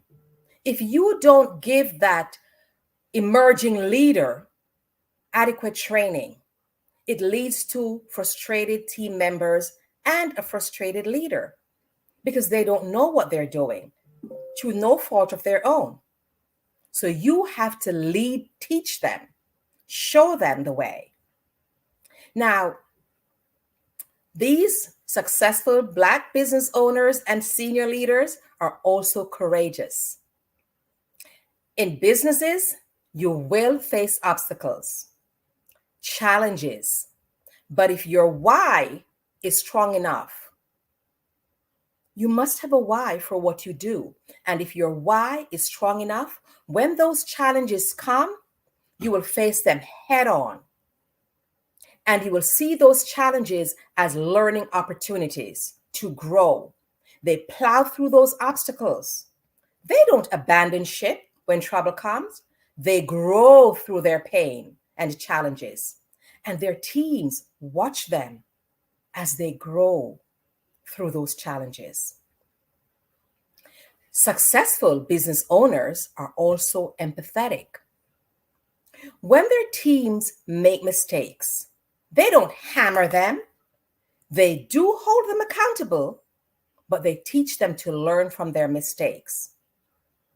They document the mistakes so that they do not repeat them. And they use that as a stepping stone to success. They recognize that nobody is perfect. Now, I'm not saying you should go look to make mistakes deliberately, but when you do, you use them as a learning experience. They recognize that failure is the condiment that gives success its flavor. Let me repeat that. Failure is the condiment that gives success its flavor. Now, with this approach to mistakes, their team members are more likely to step outside of their comfort zone into their growth zone and are more innovative and creative and are willing to speak up in meetings about any ideas that they have. They're creative. They're stepping out of their comfort zone, making and taking calculated risk so that they can succeed.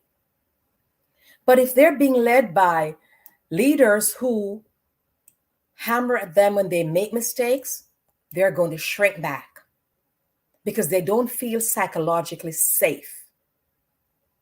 All right? Now, that's it for moral authority leadership. Let's speak more on success. All right? It is achieved when business owners and leaders have certain characteristics: vision, integrity, decisiveness, effective communication skills, accountability, optimism, empathy, and they embrace diversification. So let's dive into these characteristics and core values that these successful Black business owners have that allowed them to get to the pinnacle of their success and their businesses. Vision. Great leaders have a clear strategic vision for the future of their business, and they know how to communicate that vision to inspire followers. Here is the thing. When you share your vision with your employees, they are more likely to get on board and help you achieve that vision. But when you're not transparent, they don't know what's expected of them. So it's very important to be clear, to give clarity on where you want to go. Self-awareness is also key. Another characteristic that successful leaders have is integrity. Now, there's integrity and there's reputation. And let me give an explanation of both. Reputation is what people see, and we should strive to maintain our reputation because that's protecting our brand. All right? People see what we do, but integrity is who we are regardless of who is around. It's who we are at the very core. We're honest, we have strong morals, and we lead by example. And that builds trust and respect from your team members. If you expect one thing from your employees and you do otherwise, they can't trust you.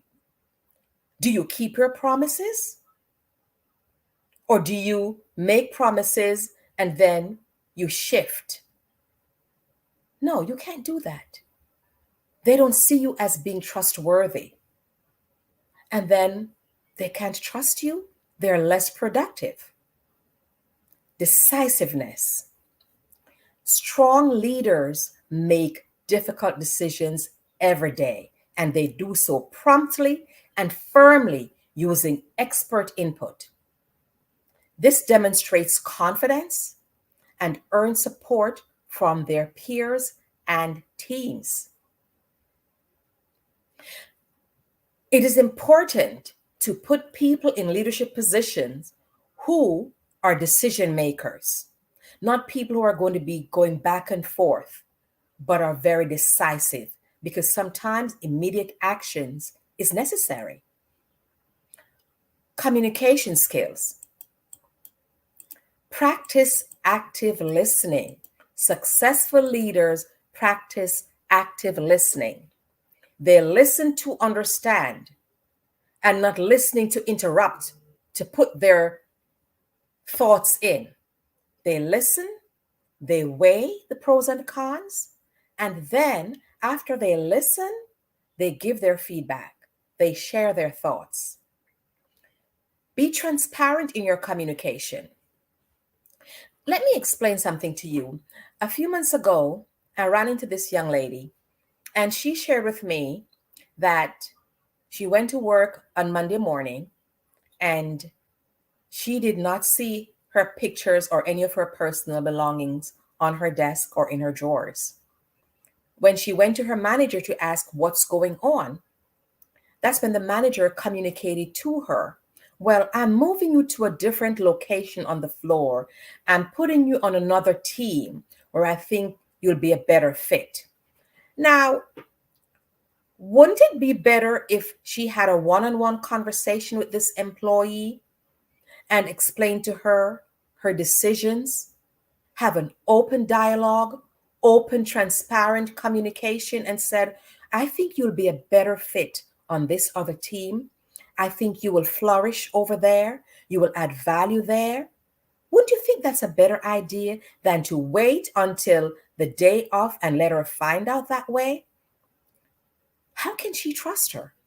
How can this employee flourish? How can she thrive? She's going to be thinking, what next? So that leads to decreased productivity, because performance is going to be decreased and productivity will be decreased. And when that happens, think about your revenue for your company. Collaborate. Be transparent.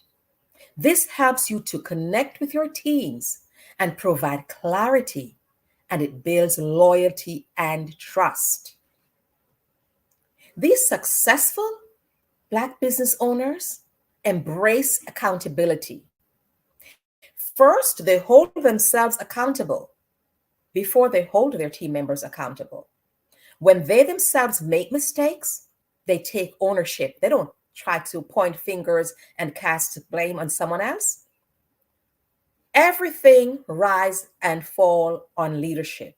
Dr. John C. Maxwell. So you as a leader should embrace accountability and take ownership for what happens on your watch. Hold your employees accountable for goals, and conduct drives results. Another characteristic is optimism. These strong leaders demonstrate and embrace positivity and confidence that goals can be achieved. And goals can be achieved if you show your teams how to set strategic, smart goals. And you provide them with the training that they need to accomplish these goals so that you can benefit, your organization can benefit. That's a win-win for both. And this energizes and motivates the teams when you are optimistic. You have trust in them. It empowers them. You learn the skill of delegation. First, find team members who you can trust, give them the adequate training, and you can prepare them for delegation. Here is the thing: great leaders create great leaders. You should always be looking to create leaders in your organization. And you empower them to lead others. It builds loyalty, it builds trust, and it heightens morale. You build stronger teams.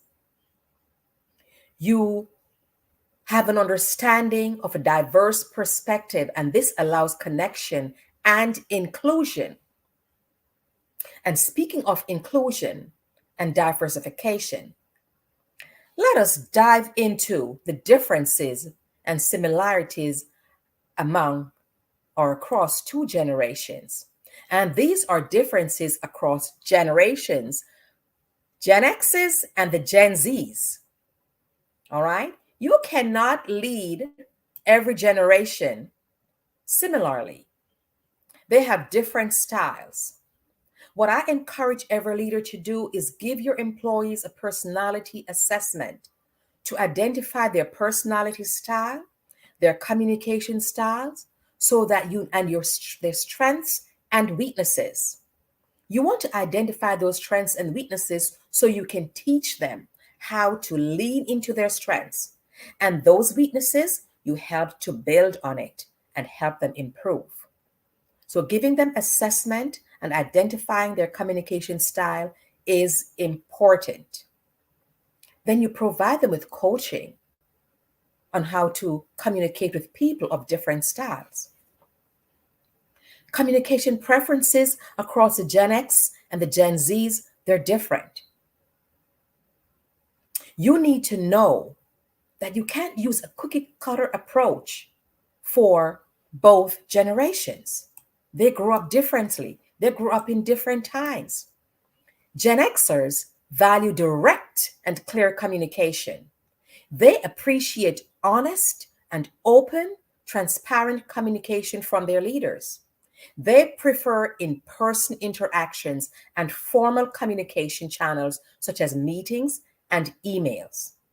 Those are the Gen X's. The Gen Z's, on the other hand, they're more comfortable with digital communication. You see, they are tech savvy. They're raised in the digital age. They often prefer instant messaging, social media, and video calls as opposed to email and formal meetings. They appreciate concise and visually engaging content. However, they still value face-to-face interactions for building that personal connection. Now, how would you lead these two generations when it comes to communication? You should communicate clearly and straightforwardly with Gen X employees, ensuring that information provided through meetings or well-structured emails. But for your Gen Z leaders, should incorporate digital communication tools and platforms while also recognizing the value of occasional in-person interactions just to establish rapport. When it comes to work-life balance with Gen X and Gen Z employees, for Gen X employees, work-life balance is important. They value flexibility and autonomy in their work schedules. They're often seeking stability and security in their careers, and they aim to balance their professional and personal lives. All right? The Gen Zs, they place a strong emphasis on work-life integration. They want you to integrate both. They're comfortable with technology, and they blur the lines between work and personal life. They seek meaningful and flexible working environment and working arrangements. They value opportunities to learn and grow. More than the Gen X's, the Gen Z workers highly valuable work-life balance, and they prioritize it in their careers. They grew up watching millennials hustle in jobs with poor work-life integration, and Gen Zs tend to find greater equilibrium. Another thing, surveys have shown flexibility is one of the most desirable work attributes for Gen Zs. They want flexibility. They want to have a fluid work schedule between remote and office work so that they can effectively manage their personal lives. Personal life is very important to our Gen Zs because they feel that with digital connectivity, they see no reason why they can't work productively from anywhere at non-traditional times. For example, they don't see why they can't start early, then log off their computers, enjoy their personal life, and log on later in the evenings, as long as they're getting the work done. They want that fluidity. They desire roles that engage their passions and provide meaning. For them, it's not just a job. They want meaningful work, and it's about purpose for the Gen Zs. They are not willing to sacrifice their values or their relationships or their well-being for work. They seek employment that aligns with their lifestyles and their interest. Rather than deriving their entire identity from work, Gen Zs consider their jobs as just one aspect of a rich, multidimensional life. They are spearheading cultural shift away from a constant hustle. All right. So organizations that provide Gen Z's flexibility and purposeful work and reasonable workloads will have high engagement levels. That's what they want. And if they don't get it, you're going to have a high turnover in your organization. How would you lead them? Leaders should respect the work-life balance preferences of Gen X by providing flexible scheduling options and supporting their need for stability. With the Gen Zs, you should offer opportunities for skill development and provide work environment that allows for work-life integration. Recognize that they might appreciate different ways of working. So the Gen Xs, they want a work-life balance, and the Gen Zs, they want work-life integration. The next thing is feeding your feedback and recognition.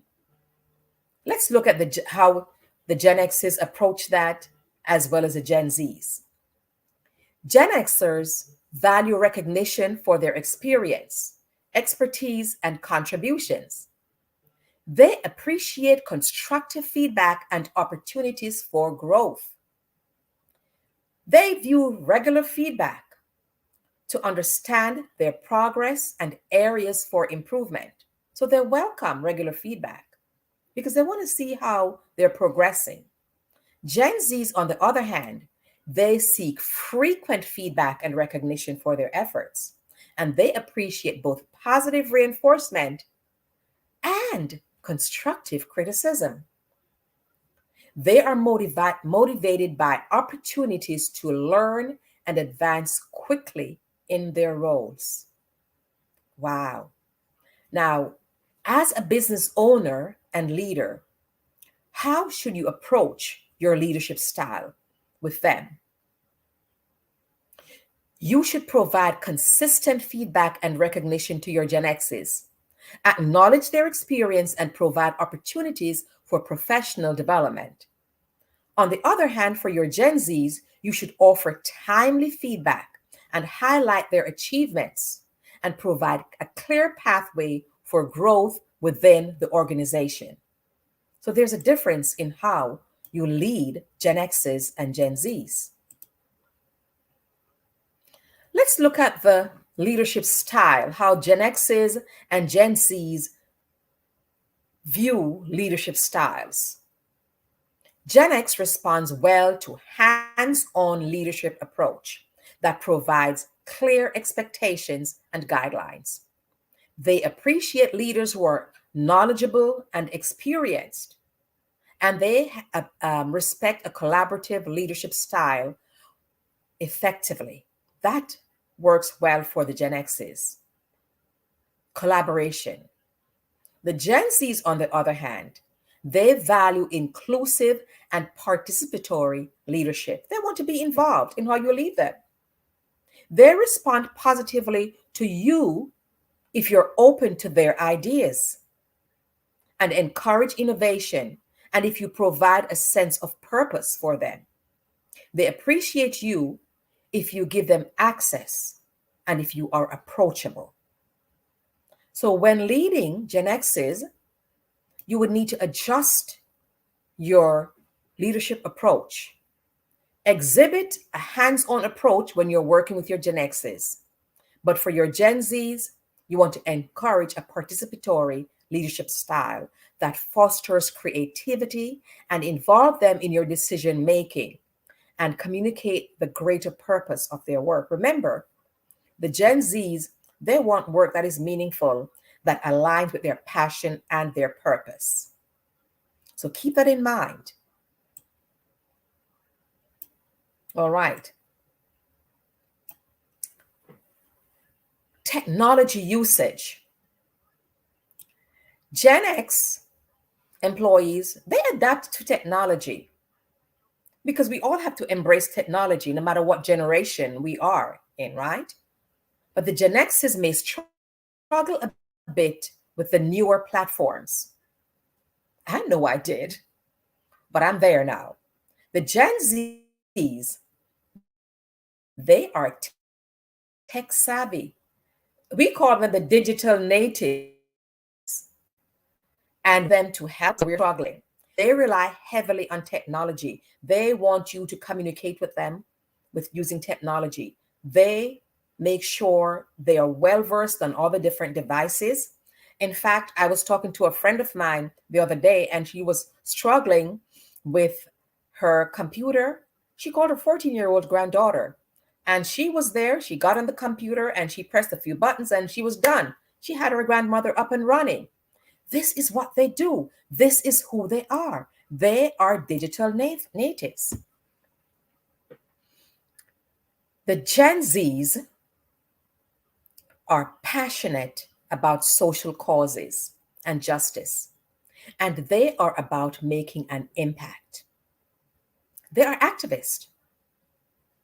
They are assertive. Gen Zs are more assertive and forthright.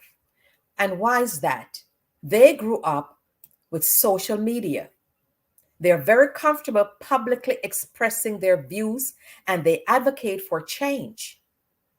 Now, I grew up in an era where I was told that children should be seen and not heard. And I took that literally. Even I'm a very talkative person, but when I'm told that, because growing up in the Caribbean, you're raised differently. You should be seen and not heard.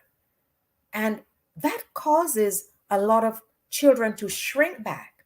And I shrunk back a little. But then I learned to live according to who I know I am and whose I am. Gen Zs believe their voices deserve to be heard. So you telling a Gen Z they should be seen and not heard, that's not going to work well with them. They are advocate, they speak up. Back then, the same problems that we face in the workplace Millennials and Gen X's faced them, but they were not outspoken. They did not speak up as much for themselves. But the Gen Zs today, they're very much outspoken. Gen X, they're more skeptical of authority. They will directly question leadership decisions, but in a less confrontational manner than Gen Zs. Gen Zs, they demand responsiveness. If their desires are not addressed, they may escalate advocacy through protest or they quit. Unlike older generations like millennials and Gen X's, Gen Zs expect a dialogue and compromise. While forceful in voicing wants, Gen Zs do value mutual understanding, and they do value reaching solutions together. So even though they may voice their opinion and voice their desires, they want to come to a solution together. So overall, Gen Zs have high expectations for being heard and for influencing outcomes. With social consciousness and causes, Gen Zs are particularly uncompromising. They prize open communication, transparency, and meaningful change. Someone spoke to me the other day and told me that his 13-year-old niece made so much money on Etsy. And that brings me to entrepreneurship and Gen X's and Gen Z's. When it comes to entrepreneurship, Gen X's and Gen Z's embrace that. But Gen X's are motivated by independence and control over their careers, whereas Gen Z's are motivated by passion and projects that embrace creative self-expression.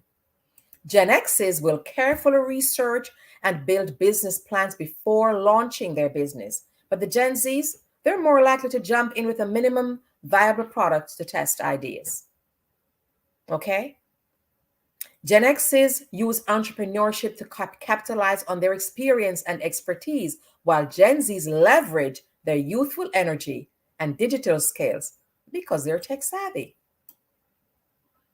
Gen X build networks and partnership carefully over time, while Gen Z, they harness their online networks and influencer marketing. They're out there. They like to express themselves, and they do that in social media. It's who they are. That's their approach. When it comes to Gen X, they seek work-life balance despite the demands of entrepreneurship. But the Gen Z, they accept work-life integration, that is, work-life blend together. Gen Z views failure as a learning opportunity, and they are willing to pivot.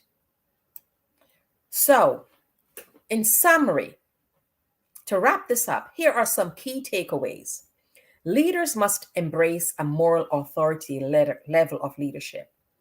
They should include competency, consistency, courage, and empathy. Organizations that provide Gen Z's flexibility, purposeful work, and reasonable workloads will have high engagement levels.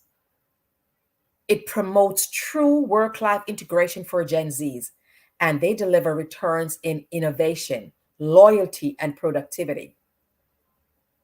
Work-life integration for them, not a balance. Compared to other generations, Gen Zs tend to be more entrepreneurial. They're comfortable with change, and they insist on aligning their work and their personal lives because they grew up with more economic caution and responded poorer to traditional hierarchical manager style. So offer Gen Z's work that matters, offer them flexibility, and offer them room for growth. That is key for them. It's who they are. They're digital natives. So once you embrace that, you will have happy, loyal team members on your team. I thank you for your attention.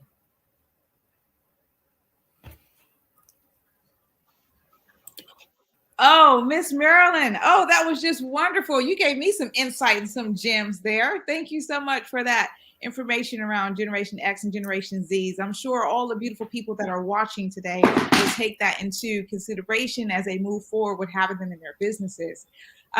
Miss Marilyn, how would you want people to get in contact with you going forward? How would people contact you?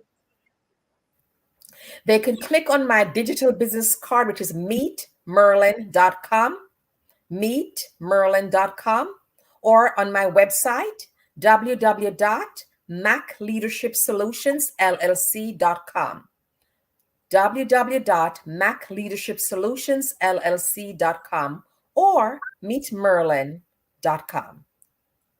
I love it. You've heard it today here on Black Business Network. Thank you very much, Ms. Marilyn A. Clark, for joining us this afternoon.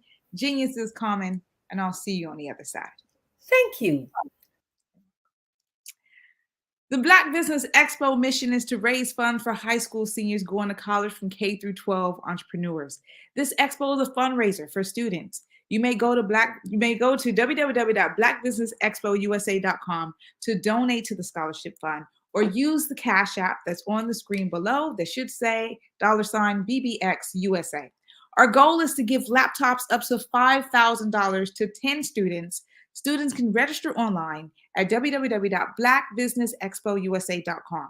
Every dollar counts, so we want to remind you to donate to the scholarship fund.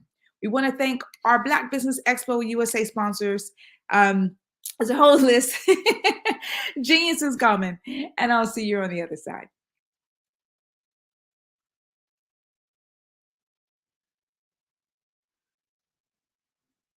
I'm Kennedy Harris. My genius is being an entrepreneur.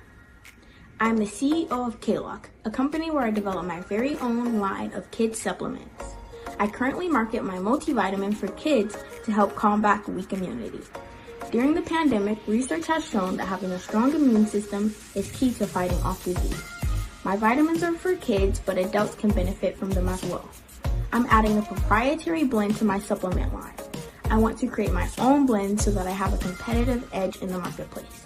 Staying healthy is important to me so that we live longer and have healthier lives. My website is klockproducts.com.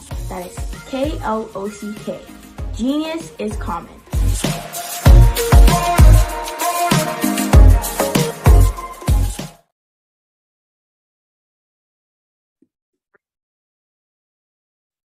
Hello, I'm Dr. Madeline Ann Lewis, President and CEO of the Executive Women's Success Institute. And my genius is helping women accelerate the path to success. You know, I was blessed to have strong women in my life who encouraged, motivated, and pushed me to do my best and to never even think about giving up on my dreams. So I say to women, we must show up to rise up. We have talents and potential, but who will see them if we don't speak up and get noticed? I know that women are a tremendous resource on this planet, and there is nothing more fulfilling than helping a woman tap into her full potential. I do this because I want to be a part of helping as many women as I can to show up, to rise up. I do this because genius is common. Hey, it's your girl Colette V. Smith. The V is for victory. My mama would tell you the V is for Veronica, but it's Colette V. Smith, the NFL's first African-American woman to coach in the history of the National Football League, by way of being the first female in 2017 to coach in New York Jets franchise history. Today, I'm the founder of Believe in You Incorporated. Believe in You Incorporated. I got here because I didn't limit myself. I started thinking freely, living life freely. Don't limit yourself. Unleash your power, the power that God created you to be. and to have. I got here because I didn't just follow a path. I created my own. You can do the same thing. You know why I know this? Because genius is common.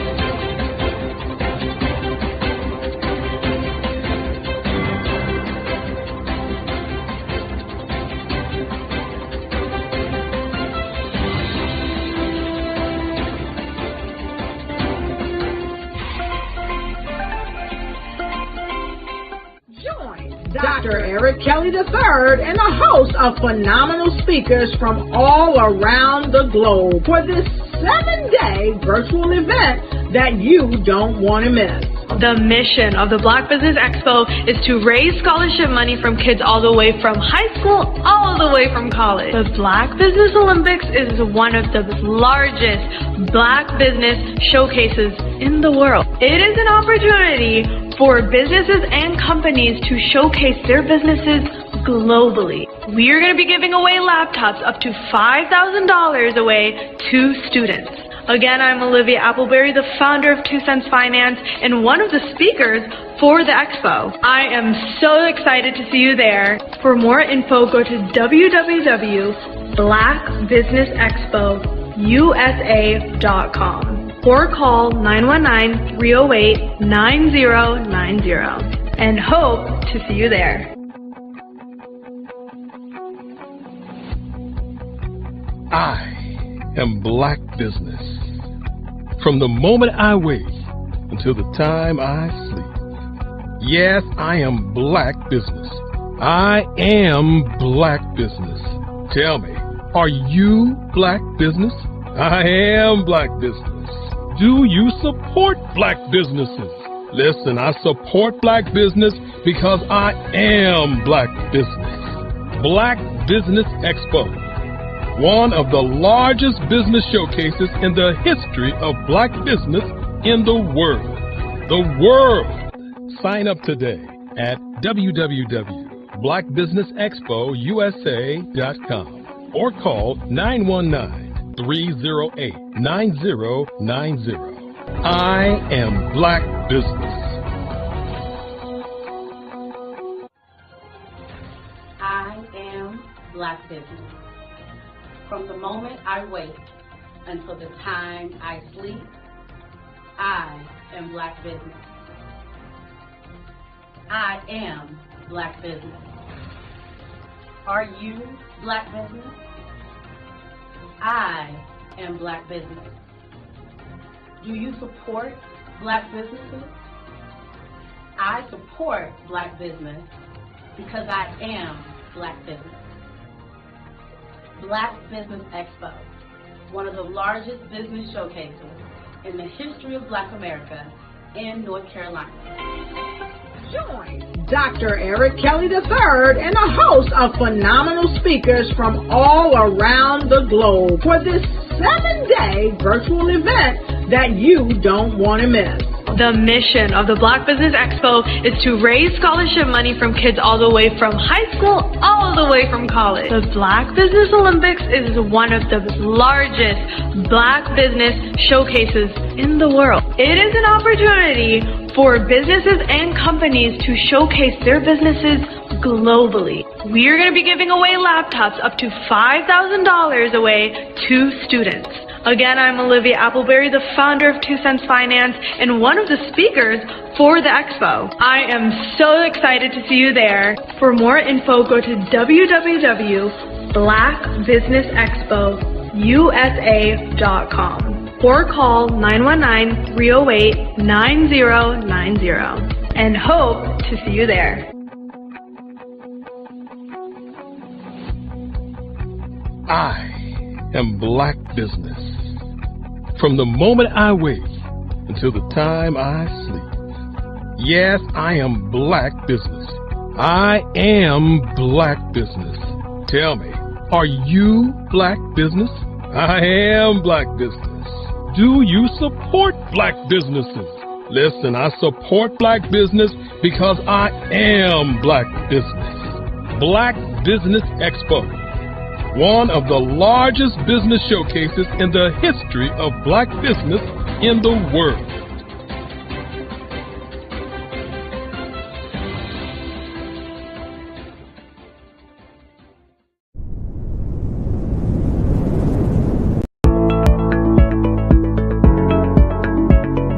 Prepare for what's coming and dominate in economic winter. Stand strong and thrive by showcasing your great products and services globally through the Black Business Network and Black Business Olympics. The Black Business Network has showcased over 2,000 companies with over $7 billion in sales each year. Over 10 million attendees have viewed the rebroadcast each month. Through the Black Business Olympics, unique styles of business training and mentoring are turning students into business owners and entrepreneurial warriors who will dominate in any economy. Gain the ultimate advantage of the Black Business Olympics, 7 days of unbelievable topics and speakers speaking around the globe. Donate your time and experience to provide expertise and scholarships to students worldwide and change the world. Now, more than ever, new insights, tools, strategies, and capabilities are needed. This is your chance for a major presentation to the world.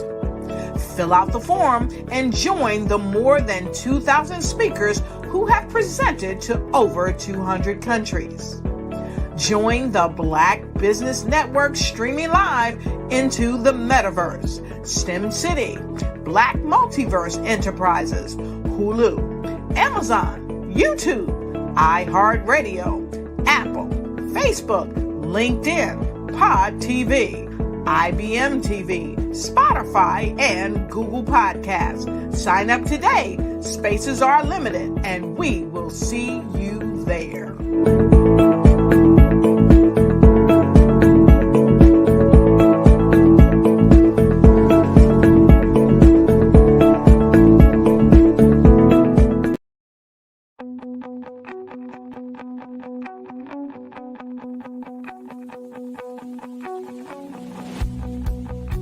I am Black Business. From the moment I wake until the time I sleep. Yes, I am Black Business. I am Black Business. Tell me, are you Black Business? I am Black Business. Do you support Black businesses? Listen, I support Black business because I am Black Business. Black Business Expo, one of the largest business showcases in the history of Black business in the world. The world! Sign up today at www.blackbusinessexpousa.com or call 919-308-9090. I am Black Business.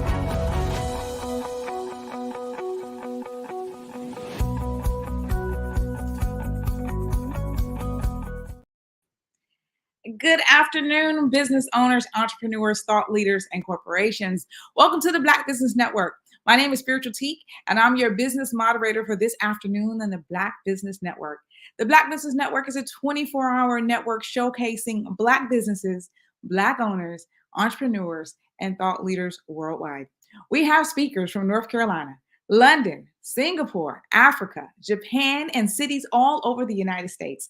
The Black Business Network is a global community sharing its business knowledge to empower, inspire, and educate businesses about business. I am very excited right now to get ready to introduce to you our next keynote address speaker, B. Jacqueline Jeter. who's recognized as one of the premier leadership experts. B. Jacqueline Jeter is a highly sought after keynote speaker, best-selling author, and transformational growth strategist. She's unarguably one of the most empowering, entertaining, and voices in motivational speaking today. Leveraging over 30 years of leadership experience in the pharmaceutical industry, B. Jacqueline is on a mission to impact audience and train organizations worldwide to identify, address, and eliminate leadership challenges associated with the change management, leadership development, and team building. Her extensive leadership expertise has landed her on major corporate stages across the United States, and her exceptional skills have allowed her to deliver keynotes to some of the most prominent corporations in the industry. B. Jacqueline has also delivered heart-stirring keynote speeches on live and virtual international stages for other large audiences. B. Jacqueline is a compelling thought leader who champions the empowerment of women around the world, providing opportunities to build courage, confidence, and connections throughout workshops, resources, education, and coaching. In line with her passion for assisting women, succeed, B. Jacqueline founded Growth, Lead, and Prosper, a global personal and professional training and leadership development company focused on equipping women with skills and strategies to conquer limited mindsets that deter them from operating in their purpose and full potential. She has authored several best-selling books, including You Are Enough, alongside legendary powerhouse speaker Les Brown. Recognized as an influential figure, B. Jacqueline holds several degrees and boasts a 3-decade career as a consummate pharmaceutical scientist in global drug research and development program management.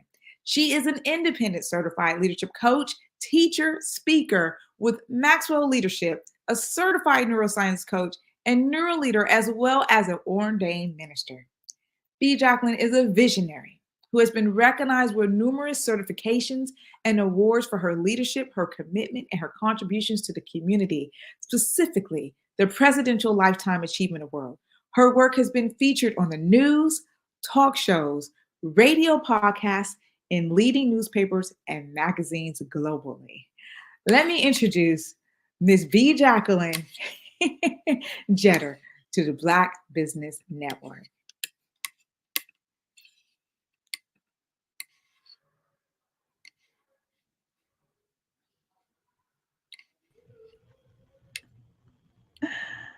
Oh my goodness. Miss B. Jacqueline, I had such a mouthful. My cheeks start to hurt because I'm like, what amazingness that we have here. I was like, what happened to the screen? Dr. Kelly was pulling me back and forth. So, so sorry for the delay. But thank you for having me today. Awesome. Awesome. Genius is coming, and I'll see you on the other side.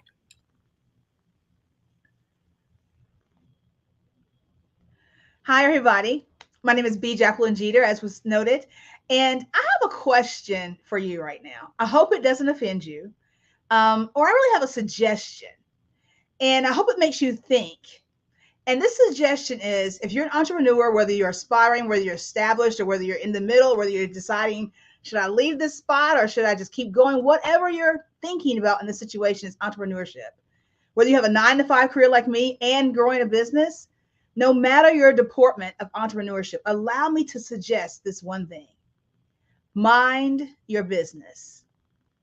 And you may be taken aback by that. I don't mean that in a bad way, that you may have taken it. What I mean by that is that to mind your business, to make sure that you are focused on the key crux of it so it can be successful.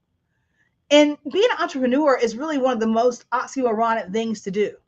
It's oxymoronic to leave a job that you have security in, so to speak, where you have a check coming in every 2 weeks, every 15th and 30th, every once a month, or how often you used to get paid, or to just launch out into the deep end somewhere that you have nothing, you know nothing about. It is definitely something that to be considered entrepreneurship is, and it's not for the faint of heart. You're going to go out with your full abilities to go to a venture, to a space that may never have been trailed before. You're going to be everything. You're going to go from a place where you had some support. Maybe you had an admin, maybe you had this, maybe you had that, you had colleagues. You're going to go to a place where you are everything from the janitor to the CEO. And a lot of business owners, a lot of entrepreneurs bootstrap their businesses, which means they take money from their savings they may have on hand or their 401k or wherever to build up from the ground up and pour their blood, sweat, and tears into it because they believe they have the solution for the problem that you're facing. Entrepreneurship is not for the faint of heart. And I've said that before, and you'll hear me say that again. And therefore, there's such a thing as having an entrepreneur mindset. And I want to chat briefly with you about that today. I'm a transformational growth strategist and mindset strategist, and I equip women, as was said before, women in organizations to identify those blocks that keep them bound from being that totally productive and totally prosperous and totally successful entity they are, and assist them to craft a solution and then empower them to execute on that said solution. So in other words, I help you ice your leadership, ice your success. Before we get into the nitty-gritty of what an entrepreneurial mindset really is and some things about growth mindset and fixed mindset, I want to share with you some interesting and maybe startling statistics. Top small business failure statistics. Over 22% of new small businesses and startups survive. Only 22% of new small businesses and startups survive their first year in business. Only 22%. 30% of U.S. businesses fail in the second year. Half of all small businesses in America, half of them fail in the first 5 years. Around 70% of small business owners fail in their 10th year. 25% of small businesses will last 15 years or more. Every year, 600,000 new small businesses start in the U.S. And approximately 90% of startups will fail. Roughly only 60% of new businesses overcome the second year hurdle. And 42% of those small businesses fail because people did not want what they were selling. Nearly 30% of small businesses fail because they ran out of cash. According to the U.S. Bureau of Labor and Statistics, more than 20% of small businesses in the U.S. end up failing within a year, as I said before. And around 5 years, that's at 50%. And after 10 years, only 30% are still running. So once you pass that 15-year mark in business, you still only have a 25% chance of surviving. Surprisingly, business failure rates are relatively consistent over time. So are you still tuned in? Are you still there?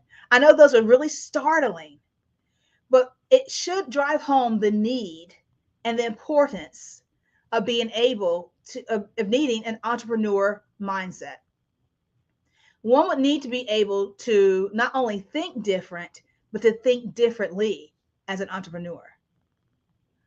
I want you to consider this. You're building your dream house. It could be at the lake, it could be in the mountains, it could be a mansion, it could be whatever your dream house is. Get that in your mind right now. Your perfect dream house. You've got everything together. The specs are perfect. Everything is everything you want. The landscape is exquisite. Everything inside is exactly the way you want it. That chair, that sofa, that rug, everything is where you want it to be. It is perfect. Now imagine coming home or waking up and you're looking at a big hole in the ground. Everything's collapsed into this hole. I'm going to let that sit there for a minute while you get the visual of that. Your dream is now just sucked into a hole. You see, the reason why it probably collapsed is because the foundation of it was not sure. The first thing that happens when building a home is they go and prepare the ground to be able to support the house that's going to sit there. They prepare the ground, that they put in the footings, they put it, and they lay the foundation. They map it out and they lay the foundation. And then they wait for the foundation to kind of set a little bit. And then they start building. What is the point of building your dream home when you don't have a good foundation? The same thing goes for when you're building your business. When you don't have the right foundation or a good foundation, over the years, those statistics could be yours, where you're looking at a failure. And even with a good foundation, the same thing could happen. Over time, with a good foundation, even in a home, you'll see cracks in the ceiling. You may see a crack here, or maybe a door doesn't close normally the way it used to, it may stick or something like that. Or maybe a pin rolls across the table when it used to stay static. Those are clues that tell you that something in the foundation has shifted, and it probably needs to be looked at. It may not be anything major, but you do need to do an assessment of what it is, right? The same thing happens with our lives, with our jobs, with our businesses. And as entrepreneurs, you have to notice the signs. But first, the first thing you need to do is to make sure that your business is built on a sound foundation. So that foundation is the foundation that I'm talking about. It's the foundation of our mind, our mindset.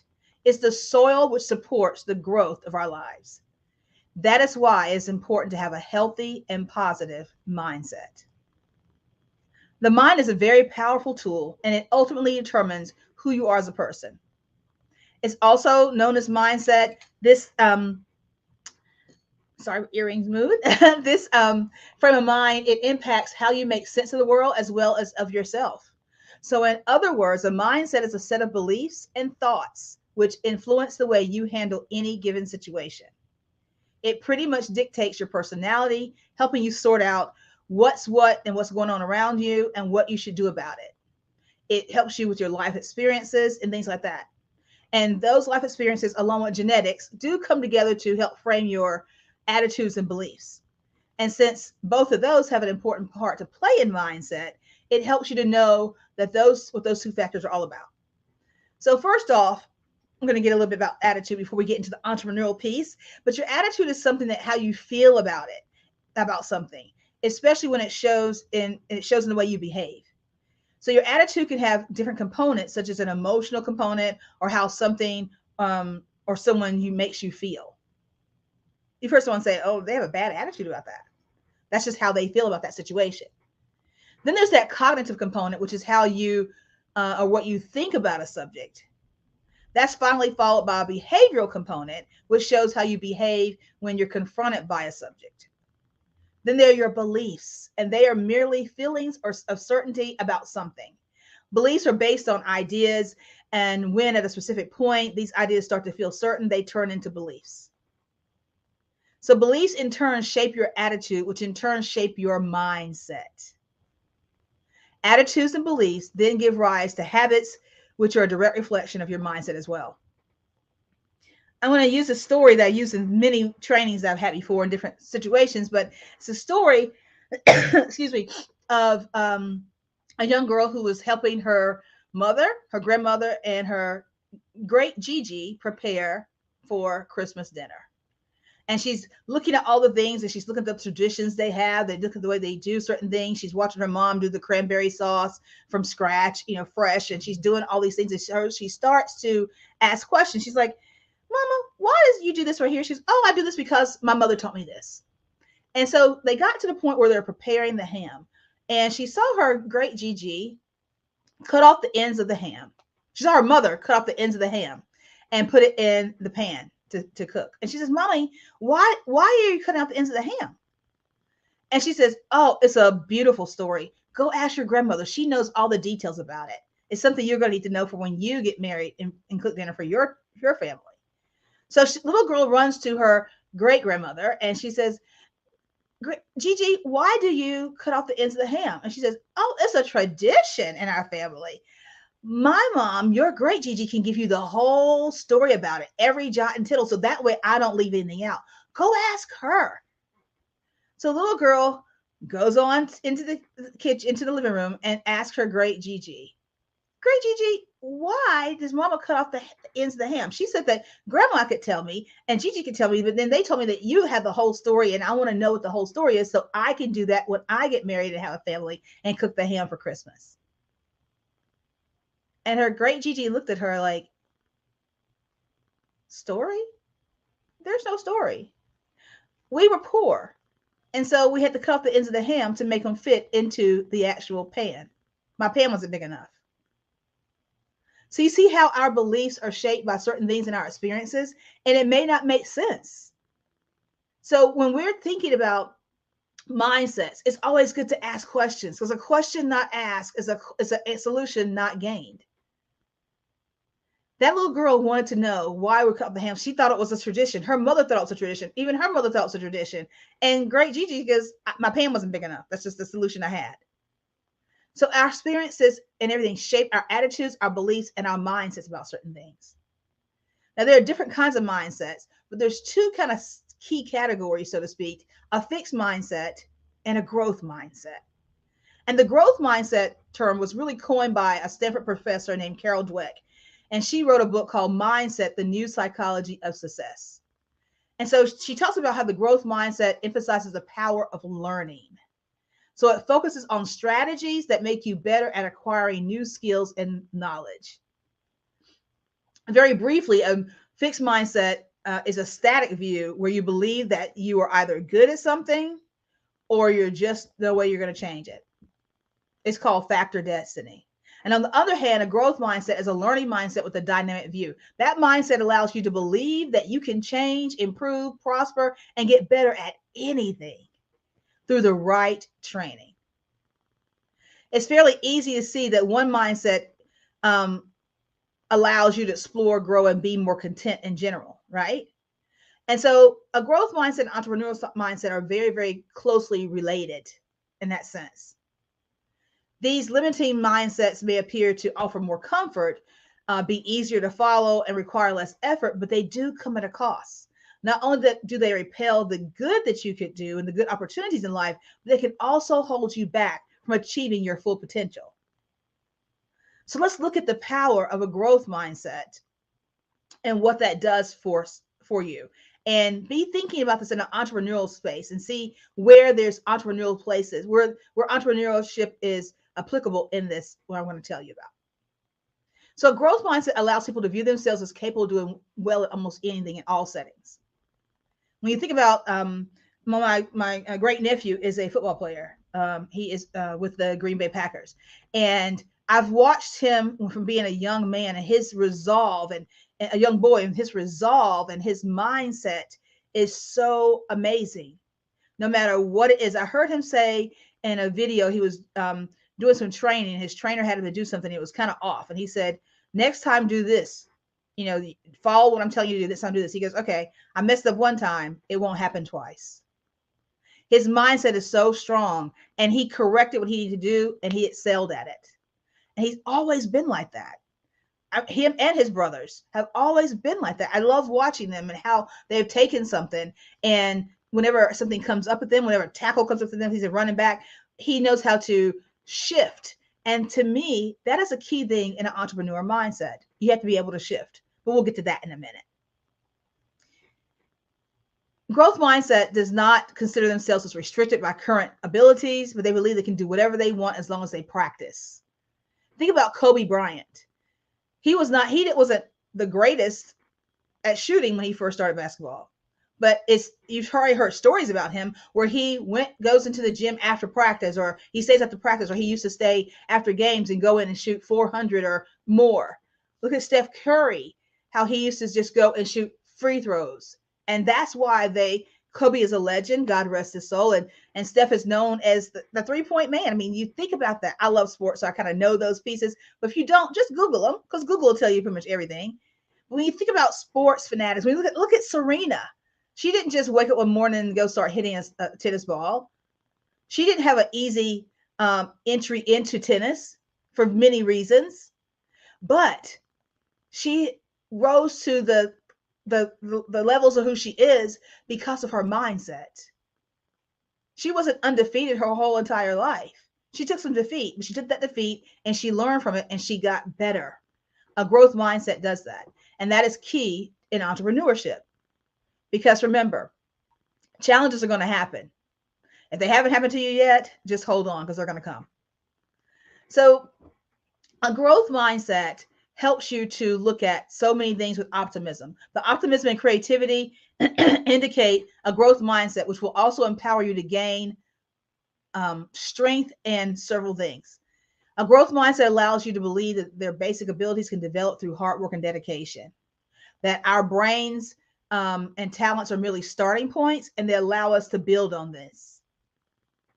The key thing about having a growth mindset is that person is willing to try out new things because you know your success depends on your effort and not your innate ability. You're not focused on avoiding failure because you believe that if you do poorly, you can improve and succeed next time. Case in point, I just gave you some. Plus research, I'm a scientist, so I got to throw some research in there, right? Research also indicates that growth mindset allows people to navigate stress and challenges better and lead to higher levels of well-being.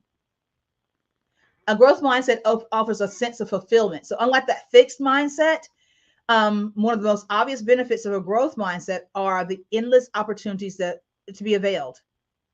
With a growth mindset, you continually pursue betterment, and it's followed by a sense of achievement and fulfillment. And a sense of achievement is also a precursor for a higher standard of excellence. And in the process, you learn that success is a continuous work rather than instant gratification. So a growth mindset, as well as having that entrepreneurial mindset together, develops resilience. How much resilience do you think you're going to need as an entrepreneur? I'm pausing on purpose because a growth mindset lets you develop resilience. When you face challenges or a setback, your mindset takes a more positive approach in handling these. For instance, let's think about COVID. If you had a business or started a business or whatever your entrepreneurship journey was at COVID, if you didn't have resilience, you're not in business now, or you had to pivot so deeply that you wanted to quit. The pandemic should have taught us a lot more, and hopefully it did teach us a lot about how we need to always be ready. One of my business mentors always says, be ready so you don't have to get ready. Having your systems in place and having the automation in place for your business. During COVID or right after the pandemic, and tomorrow will be 2 years. Wow. 2 years ago, basically, I was diagnosed with breast cancer. And my business, I'm a sole proprietorship, and my business is coaching and speaking. So if I'm going through chemo and things like that, I can't be coaching and speaking. Well, I wasn't prepared for the pandemic, and I lost revenue because I didn't have my digital courses already set there so I could send and things automated. So my resilience was a little low, but I'm resilient. I'm bouncing back now, and those things are in place and getting in place. So you see how important it is to have a growth mindset and entrepreneur's mindset, and how important the key thing of resilience is to an entrepreneur. It is important. I want you to think about this. Again, I'm a coach, I'm a strategist, and I'm also a scientist, and I'm a teacher. So I want you to think about this. I want you to write this down. If you're driving, don't do it because no one needs you to be out on the side of the road. But if you have an opportunity, write down these things about how can I make myself more resilient? How can I employ a more entrepreneurial or growth mindset to my business right now? Where are the leaks? Where are the places that are gaps? Where's that Swiss cheese hole that I need to fill in case something else comes up? Because nobody had ever had an experience with a pandemic. And we thought the pandemic was going to last for like a few months. And we see we're still feeling the effects of it because COVID is here to stay. Things have opened back up, but there's still, we're just now really trying to getting to a space where we can actually move forward as we were before. 2019 is no more. Life before COVID is a distant memory. So what are you doing in your business, and how are you thinking about your business right now? Are you minding your business? I hope so. So another thing that having a growth or entrepreneurial mindset does is that it guards against or buffers against demotivation. People with a growth mindset or entrepreneurial mindset seek out opportunities and challenges to engage them rather than get satisfied with the results they have. I made $100,000. I hit 6 figures. Yay. They look at ways to go from low 6 figures to mid 6 figures to high 6 figures to 7 figures. This means that being motivated to do more, being more process oriented rather than purely result oriented. People like this thrive when they are in the process of doing something. The process presents a learning opportunity and it stimulates them and drives us, I say them, but I'm saying us, drives us on to do even more. So think about that. It also encourages perseverance. A growth mindset or entrepreneurial mindset demands perseverance. Whether there's a pandemic or not, you got to be persevering in entrepreneurship because you're not going to be the only one. It may be you and 10,000 other people who have a t-shirt business, but you have to be very strategic and persevere through those challenges where you have an up market, down market. The focus of a growth mindset is not to concentrate on what happens to you, but on what happens for you. So perseverance also means kicking fear of failure out the door. You may go to a conference and see someone else is vending something similar to you. You may have the inclination to say, I'm just going to pack up and leave because they're doing the same thing and they look like they're set up better. And I don't know how I'm going to be able to compete with them. I'm not going to be able to make the money I projected in my KPIs. Perseverance of a growth mindset helps you to kick that fear out the door and say, they're going to do their revenue, but I'm going to focus on mine. This amounts to taking chances when opportunities present themselves and to not limit yourself in an overly cautious or paranoid life. Tenacity is also part of that. It's an essential ingredient for having a entrepreneurial and growth mindset. And since you can't always have 100% success rate with every challenge you tackle, tenacity will help you reflect on your failures in the right manner. Not looking at it like I failed, but looking at it like a growth mindset would and say, what happened here and how can we make it better? What was the root cause of this happening? Should we have a bigger table, smaller table? Should we have had more digital things? What can we have done to make this a better outcome that we expected? Failure to find a solution usually opens up an opportunity for you to work on your skills and learn something new. That's what a growth mindset says. A fixed mindset would say, oh, well, that's what happens. This is what I expected. So it's always going to happen. I'm never going to make more than this kind of money in my life. I'm never going to be bigger than this. But we have an entrepreneurial and a fixed growth mindset. So we won't ever say that, right? Because why? Because genius is common. And so when people hit a wall, they either make an excuse or simply give up. However, a person with a growth mindset realizes that failure is inevitably a component of achieving that success. It's that launch pad.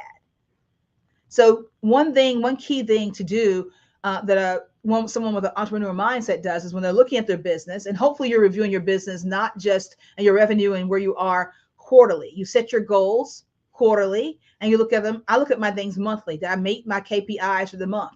If I said in September, I'm expect to have 10K in revenue and I didn't, let's look at what happened there and recalibrate and try to absorb that further down. So as you look at those plans across in that quarter, or however often you look at it, don't just set a goal in January. Look at your goal setting really in November so they can be ready in January. And look at your goals, make micro goals. If you want to make $1 million overall in 2024, what are the micro goals to get you there? And look at those and make sure you're focused on that. That's what a growth and entrepreneurial mindset does. It looks at things over time. It exercises or promotes critical thinking. So when you talk about learning, making mistakes is a must because it forces you to identify where the mistake happened or where the issue happened or disconnect happened. And that helps you not only pinpoint a solution, but also develop the critical thinking and another solution for getting through it. Right? So, you still with me? Are you minding your business? I hope so. You hear the cliche a lot of times, practice makes perfect. So not to overuse that, but a growth mindset does, practice does indeed make perfect, or more accurately, a lot better at what you get a lot better at what you practice. So since the growth mindset is triggered by a more dedication for learning as opposed to yearning for approval, practice and effort promote qualities like creativity and intelligence. You're going to have a lot of creativity if you're going to be an entrepreneur. Because like I said before, most oftentimes you are the janitor and the CEO. Individuals with this mindset neither get discouraged by failure, nor they consider themselves as failing, but as learning. Another key thing about entrepreneur or growth mindset is innovation. You have to be innovative. When I say the names of these companies, what do you think about? And you can put it in the comments. I think you can put comments in YouTube, or you can just think about it and put it on your paper or whatever you're doing. But when I think about Sears, Blockbuster, Circuit City, Bed Bath and Beyond, most recently, 9 times out of 10, if you look back at how the processes went for them, they probably did not innovate.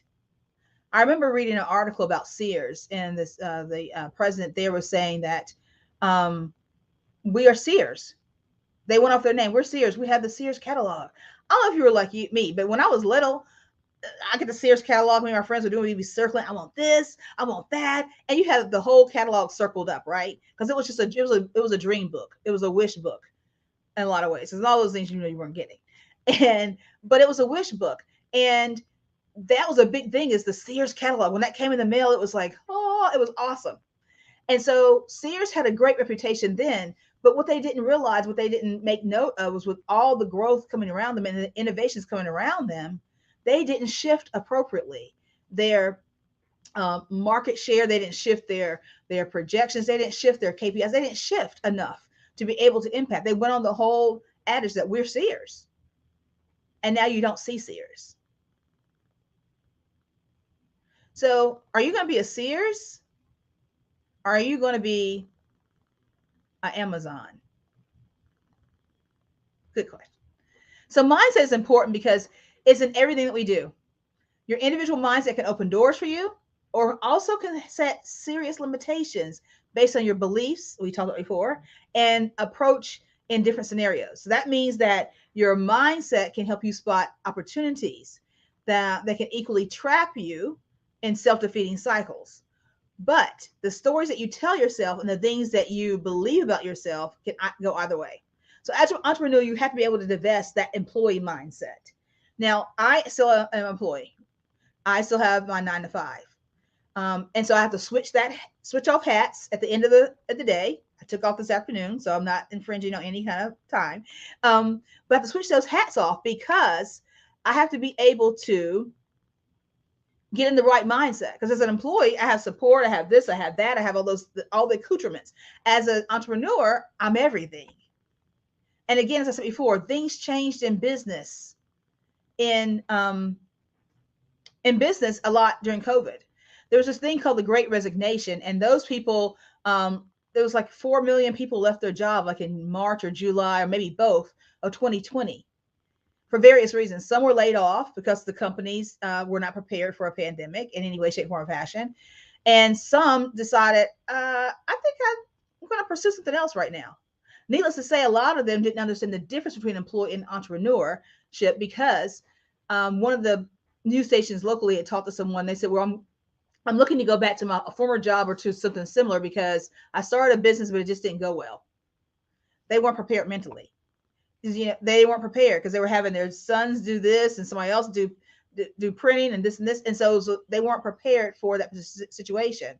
They didn't have the right systems or things in place. And that was probably because of not having the right mindset regarding it. Let's look at what Forbes says about an entrepreneurial mindset. An entrepreneurial mindset is a set of beliefs, thoughts, processes, and ways of viewing the world that drives entrepreneurial behavior. So typically entrepreneurs firmly believe it's possible to improve their life situation and live life on their own terms.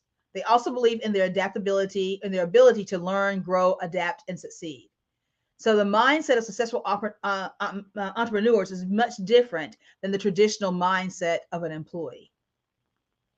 Innovation, as I said before, is a key element. Peter Drucker summed this up with the entrepreneur mindset, and he said that regarding innovation, he said it defines the entrepreneur and entrepreneurship. The entrepreneur always searches for change, responds to it, and exploits it as an opportunity. Entrepreneurs' goals, desires, and driving force center on implementing a new idea or launching a new business. While they expect success to drive their great financial benefits, the financial rewards are just that, a benefit or a bonus resulting from a bigger expected achievement of establishing a new enterprise. So it's not about, I can make $1 million off of this. It's like, how many people can I help in this situation? And then the money comes later. An entrepreneur is focused on being the mastermind of their business venture.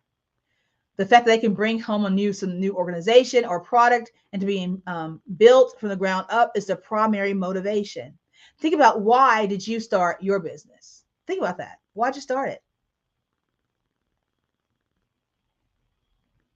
Those with entrepreneurial mindsets construct their own plans, and they draw the success based on their own thoughts and opinions. They're not trying to climb a corporate ladder. What they're doing is they are focusing on bringing innovation. Those who work from an employee mindset are focused on the big piece of the big picture, while the entrepreneur owns the big picture. While those in employment, as myself, seek leadership, and we are great leaders, it's the leadership under the tenets of an already defined structure. As an entrepreneur, you're the visionary. It's a blank slate. You're the visionary of your business. You're all those things unless you have employees. Like I said before, you're either the janitor all the way to the CEO. So those are the kind of things to think about. The entrepreneur mindset is conditioned to accept accountability in all situations. If something happens, it's me. Go see finance. Well, I'm the finance department. Okay, go see HR. Well, I'm the HR department. You're everything. So regardless of the root cause of the problem, an entrepreneur must drive the solution, because in the end, it is their enterprise, and they both must get it going to keep it running by using the talents and the resources they have. As a visionary, entrepreneurs create and own the ladder of their success for the organization. They determine how many rungs are going to be there, how wide each rung is, how short it is, how whatever it is. I'm going to have 5 employees, 1 employee, 10 employees, 100 employees. It depends on the success of your business. But you have to be able to be ready and focused to grow in that space. Because a lot of times we're not. A lot of times we're thinking, I thought when I made this money, it would go here. But you have to remember this. Entrepreneurs need to understand, and you do understand this, that when you have revenue come in, a lot of times you have to reinvest that into the business to make it what it is. So you might not be replacing that corporate salary immediately. Making 100K to replace the 100K you have, that's been happening consistently. And an entrepreneur mindset knows that I've got to show some consistency and be able to look at where the gaps are, to be able to make sure that I am comparing apples and apples and not apples and pomegranates. Those kind of things that may send people back to corporate America when things they didn't realize or they didn't project or plan for. Entrepreneurs are typically, and there's nothing with going back to corporate America or being in corporate America and growing your business. Again, that is me. I'm just saying, for you as an entrepreneur, what is going to be your mindset of making sure your business is set up on the right foundation to ensure that it is viable and it doesn't fall into one of those statistical categories. Entrepreneurs are typically confident enough with their vision and abilities that they are not intimidated by the skills of the people they employ. A good leader knows that they don't have to know everything. They put experts around them who know the things they don't know, or maybe even some of the things they do know. But they're able to coalesce those efforts and coalesce those talents in order to take the vision forward and to be able to vision cast for the whole group. An entrepreneur has to be a great leader, but that's another presentation. They don't fear that anyone on the team can easily replace them. And fear and competitive concern is not a concern for an entrepreneur. So those with entrepreneurial mindsets welcome the input of the smartest, sharpest individuals available and rely on those people without fear to take the vision and transform it into reality. Entrepreneurs are confident enough to learn and to lean on others to implement that vision. Therefore, entrepreneurs understand when things don't work, they must quickly look at the mistakes, find ways to use them for the good of the planned endeavor, and make sure that they're able to implement that with leadership and finesse that they need to. I want to share with you a quote from Thomas Edison. He says, "I have not failed. I've just found 10,000 ways that won't work." An entrepreneur has to have that kind of mindset. It's not a failure. It's just another opportunity for you to look at ways that's not working right now. I always say that don't give up, but there are some things that you do need to quit. Think about that. Don't give up, but there are some things that you need to quit. And that's part of my quit method I take people through, because there's some things that we have to do. And we have to be, again, flexible and agile, having that mindset as an entrepreneur to be able to shift when it needs to be shifted. because it may not be the right environment at that time. Think about those companies I mentioned before. Look at the environment we are in now, post-COVID, pre-COVID, and things that were going on during the times that those companies folded. They didn't make the shifts that need to be happen, and now they're no longer around.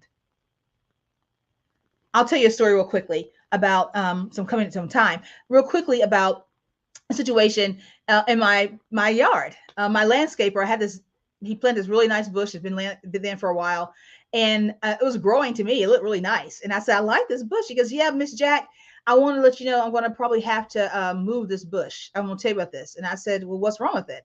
He said, it looks like it's growing, but because of how long it's been planted and how old it is, it should be like twice the size it is. So I was looking at the things and looking at how much sun it gets in the soil and everything, and it's not in the right environment for it to flourish. So I'm going to have to move it to the other side of your backyard. And he's the tree, grass, everything whisperer. So I thought, okay, fine, that's fine to do. You can do that. And he's, well, I want to caution you. At first, when you see that bush, it may look like it's dying or it's not thriving. But once it adjusts to the pH of the soil and to the right, and to the breeze, and to the right elements of that in its new environment, it will flourish. And it'll probably overtake where it was supposed to be right now. And literally, it looked like it was going to die in a few days. And then about a week later, it was bigger than it was when it was on that side. And then another week later, then a month later, it was gigantic. He had to come and trim it back. So when we're in the right entrepreneur mindset, we have to sometimes change our environment, especially if we're not expecting the growth. You may say, well, I don't have these things. I didn't do all this stuff and I have a good business. I'm making 6 figures. But what if your business is supposed to be making 7? Making that shift can be all the difference in the world to the viability of your business, like the viability of that bush. Because we had moved that bush, it would eventually probably end up dying because it would not have had all the nutrients and all the things that it needed. And that's key when you have an entrepreneur mindset. Resilience is key. Innovation is key. Experience and knowledge are key with the entrepreneurial mindset. So I want to leave you with these 3 things. It's important to be able to shift and to know when you need to, not to look at failures as failure, but to look at them as launching pads for innovation. An entrepreneurial mindset embraces innovation. It doesn't look at a situation and say, well, that's just how it's going to be. Let's scrap that. It looks at where there may be some situations where you can pick out the good pieces and recalibrate them and make it a better situation and make it a better platform. Make it a better t-shirt, make it a better book, make it a better whatever you give, make it a better course, whatever it is that you give. It's important that you look at your failure and realize that it helps you to reassess your priorities. A setback is only a temporary hurdle. You learn to look beyond it. You start anew, reordering things that are most important, and you shuffle things around and you move to the right environment, the right pH to get the ultimate growth of your business. So since the entrepreneurial mindset centers on constant evolution and improvement, you realize that what you valued 10 years before is not what you value today. It's a constant work in progress that helps you to move ahead, leaving setbacks behind. So don't let your failure define you, because you will. I keep talking failure because we will fail in our business. There's no business that's 100% perfect. You will fail in that business, but don't let it be a setback. Let it be something that pushes you forward. And as you embrace the entrepreneurial mindset, remember, you need flexibility. Like that bush I'd be flexible and tell him, I could have told my landscaper, no, leave the bush where it is. It's okay where it is. I don't want to risk it. Entrepreneurs take risk. Entrepreneurship is a risk. So with the right mindset, that risk turns into reward. With flexibility, failure is an effective way to realize the need for change in your plans or strategies. So while it's important to have a good plan in business and success, you still have to be able to understand it's not set in stone. Again, the pandemic should have really taught us that. So think about what you learned from the pandemic. What did you learn about your business? Where are there gaps you need to fill in? And where do you need to implement a more entrepreneurial mindset in your business so that you can position it to be solve the problems that it was created to solve, and to be a lasting legacy, not just for you, not just for your family, but for those that you serve. Warren Buffett said this: someone is sitting in the shade today because someone planted a tree a long time ago. Entrepreneurs are forward thinking. So as you think forward, successful entrepreneurs know that big goals take a long time to achieve. So they start with their goal and they work backward or reverse engineer it every step of the way. If I want this, I got to do that. But to do this, I need to do that, and so on. And they keep working, and you keep working, and you keep working till those rewards come. So again, a recap on some of the key elements of success for your foundation include a growth mindset, awareness, innovation, flexibility, and resilience. Successful entrepreneurs know that awareness is key. Having an entrepreneurial mindset will allow you to think, act, and perceive the world differently from the average worker, from the average person, setting the foundation for your success. And just like any other mindset, you can't develop an entrepreneurial mindset overnight. But by understanding some of the key entrepreneurial traits and watch your behavior and learn how to think like an entrepreneur, knowing that successful entrepreneurs are always learning and always recalibrating, you will be successful in what you do. Thank you. I can't hear you. I'm so excited. I'm on mute. I'm going to call you Miss Jackie. I said, oh my goodness. You dropped so many gems. I was sitting here like, So thank you so much for that inspiration about entrepreneur growth mindset. It's just powerful, the things you said. It really landed because I'm visual. You start talking about, the bush, and then moving environments, and then having and seeing how it just flourished just by that simple shift from one side of the yard. It's power in everything that you were saying. And I was just inspired by hearing you speak. And I'm excited. I can't even get all my words out. Miss Jackie, how do people let me slow down because I'm so I'll keep it real. I'm gonna slow down. How do we have people on the Black Business Network that's been watching this and watching the replay? How do they get in contact with you? You can get in contact with me via social media. I am B. Jacqueline Jeter on Facebook, Instagram, on LinkedIn. I'm Barbara Jacqueline Jeter on Instagram. My website should be dropping any day now, and it's bjacquelinejeter.com. Or you can even email me at jacqueline@growleadandprosper.com. Oh, you have it there. You better watch out. I'll be emailing you too. Thank you so much for everything that you have shared today. Genius is coming, and we'll see you on the other side. The Black Business Expo mission is to raise funds for high school seniors going to college for K-12 entrepreneurs. This expo is a fundraiser for students. You may go to the www.blackbusinessexpousa.com to donate to the scholarship fund, or use the Cash App that's on the screen below, and it should say $BBXUSA. Our goal is to give laptops up to $5,000 to students, and students can register online at www.blackbusinessexpousa.com. Every dollar counts, so we want to remind you to donate to the scholarship fund.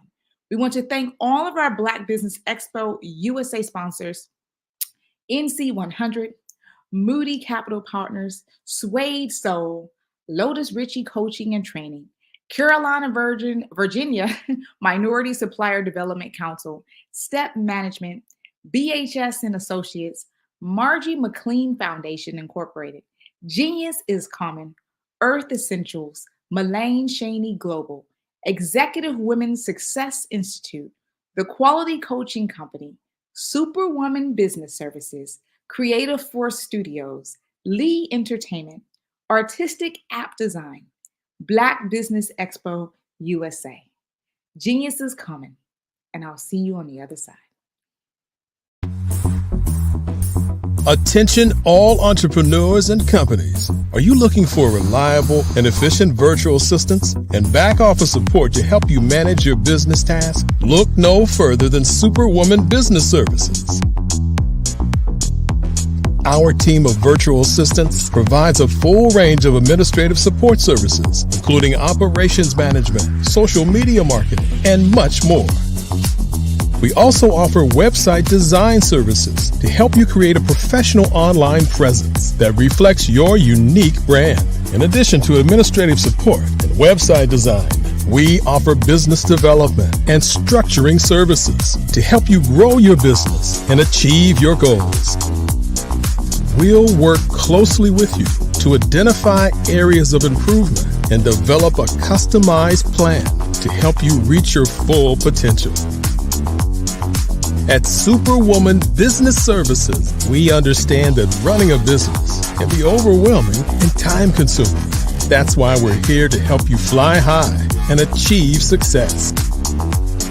Our virtual assistants are highly skilled, experienced, and dedicated to providing you with the support you need to thrive. Come fly with us and take your business to new heights. Let us help you become the superhero entrepreneur you are meant to be.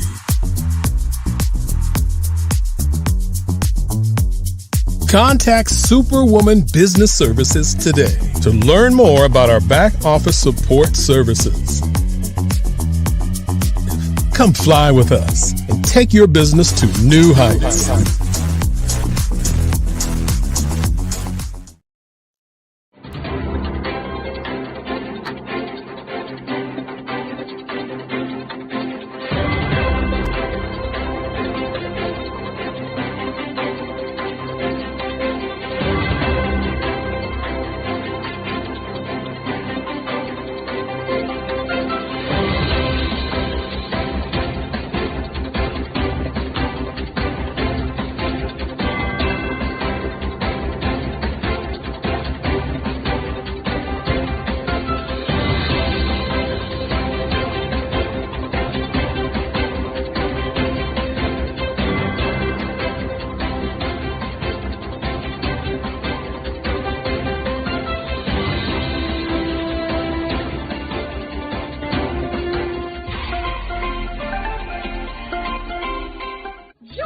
Dr. Eric Kelly III and a host of phenomenal speakers from all around the globe for this 7-day virtual event that you don't want to miss.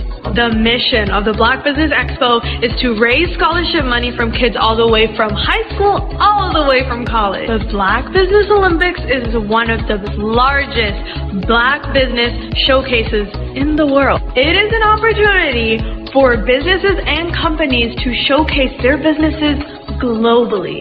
We are going to be giving away laptops up to $5,000 away to students.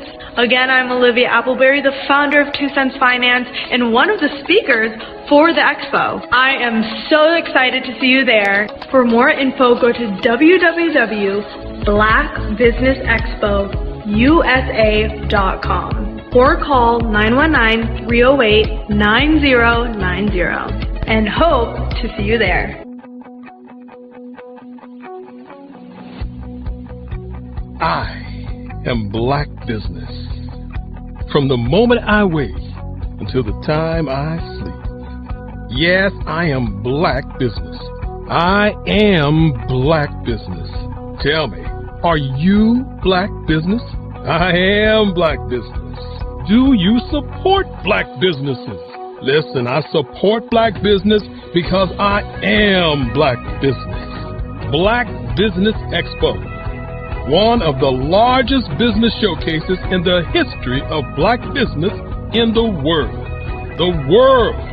Sign up today at www.blackbusinessexpousa.com or call 919-308-9090. I am Black Business. I am Black Business. From the moment I wake until the time I sleep, I am Black Business. I am Black Business. Are you Black Business? I am Black Business. Do you support Black businesses? I support Black business because I am Black business. Black Business Expo, one of the largest business showcases in the history of Black America in North Carolina. Join Dr. Eric Kelly III and a host of phenomenal speakers from all around the globe for this 7-day virtual event that you don't want to miss.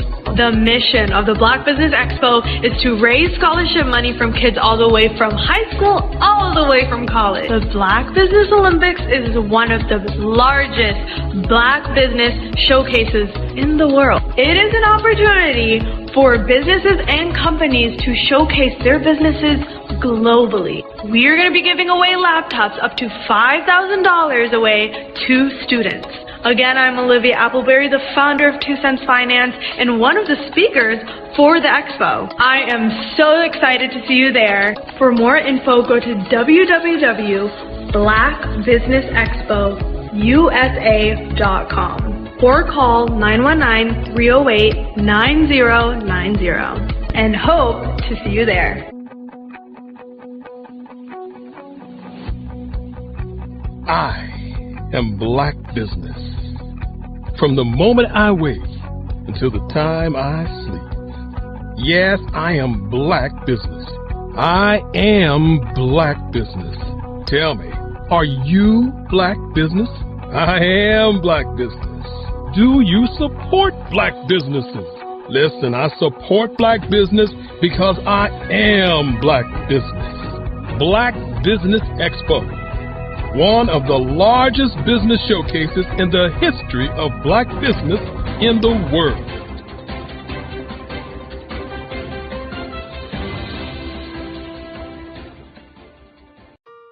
Hello, this is Israel, and I am CEO of Daydreams Interactive and author of Princess Planet.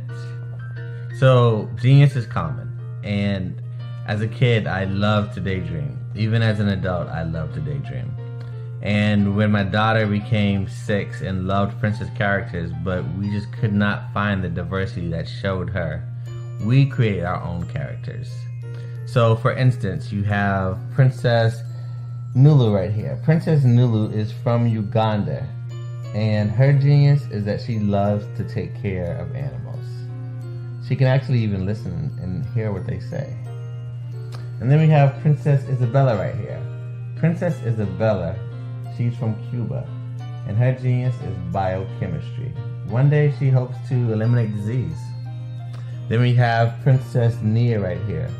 And Princess Nia is based off of my daughter. And she wants to be the greatest dancer alive. So that's her genius. So what's your genius? My genius is my imagination. Genius is common.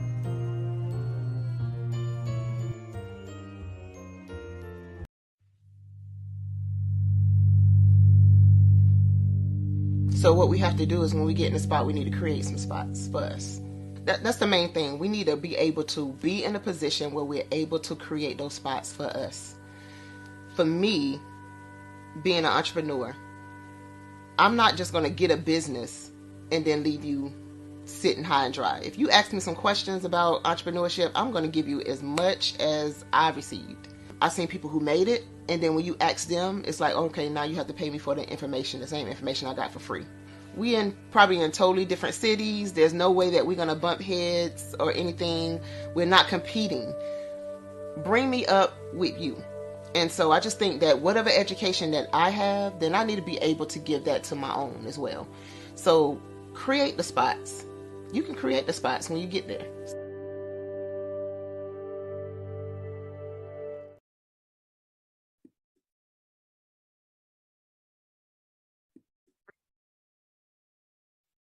Hello, I'm Dr. Madeline Ann Lewis, President and CEO of the Executive Women's Success Institute.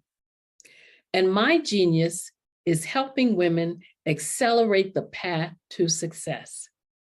You know, I was blessed to have strong women in my life who encouraged, motivated, and pushed me to do my best and to never even think about giving up on my dreams.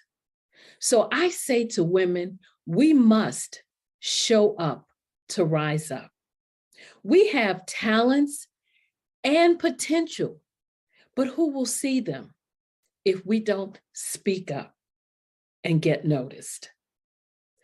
I know that women are a tremendous resource on this planet. And there is nothing more fulfilling than helping a woman tap into her full potential. I do this because I want to be a part of helping as many women as I can to show up, to rise up. I do this because genius is common.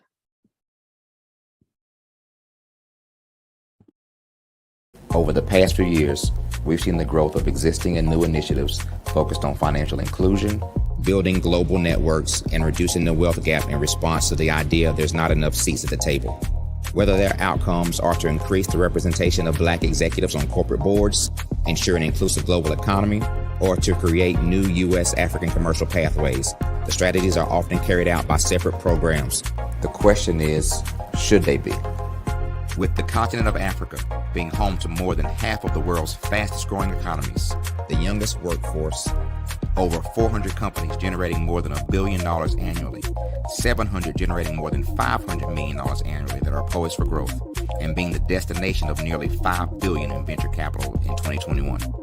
Diversifying U.S. and Africa commercial engagement by building bridges between African businesses and their U.S. diaspora should begin being seen as mutually beneficial.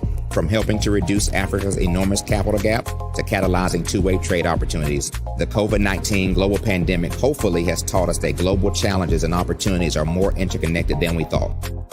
During the pandemic, African companies like Unicorn Flutterwave, insurance provider Reliance Health, ride-hailing app Yasir, and 54Gene, the continent's first bank of DNA on people of African descent, proved that when African companies have access to networks, capital, and information, they grow big, grow fast, and create solutions that are valuable to the world. This is why Be Direct was created. We are the first U.S.-based but African-centric board preparedness and board search company designed to connect U.S. Black talent and corporations to African businesses. Unique and fundamental to Be Direct's success is our process of helping board candidates adapt their experience and networks to an African context before they're connected to high-growth companies that are looking to locally and globally scale. From our focus groups with African business execs and government leaders, we don't ignore the sentiment that business is easy, but people are hard. Having a pool of board candidates with hard-to-access networks and extensive experience across the business life cycle, including successfully raising capital, is table stakes for an initiative like this. So yes, we have that. But corporate or entrepreneurial success in the U.S. does not guarantee success in Africa. Developed alongside industry partners on the continent, our training program, Be Direct Prep, is designed to transpose their experience to create cultural comfort, understanding, and a commitment to helping businesses in Africa scale. Our board governance sessions are African, continental, and country-specific, integrated with cultural awareness and dexterity training, masterclasses led by African industry execs, and mentoring and coaching from African continental-based facilitators. But even more unique to Be Direct Prep, we cap off our training program with an immersion trip to help candidates that have not been to Africa before see and feel Africa's complexity and opportunity from African soil. We all know traditional network-based board placement has historically left a lot of us out of ever really being in the paid board pipeline. Our strategy supports the work of many great organizations that are successfully filling seats at U.S. board tables by creating more tables for those that are still left on the sideline. It's time to start seeing the role and value of U.S. Black talent and businesses on the continent of Africa differently. Old perceptions and habits limit economic inclusion. Let's transition Black talent and the African businesses they will support from the periphery of the global economy to its core. Living in a global lockdown, we all know now how fast local and global economies can change, and see the value of having businesses that hire, strengthen local value chains, and even grow globally. Status quo in any form holds back progress. We must democratize U.S.-Africa commercial engagement by socially and economically connecting cultures that have long been disconnected. It's time for Africa's U.S. diaspora to redefine their global value by helping African businesses scale continentally and globally.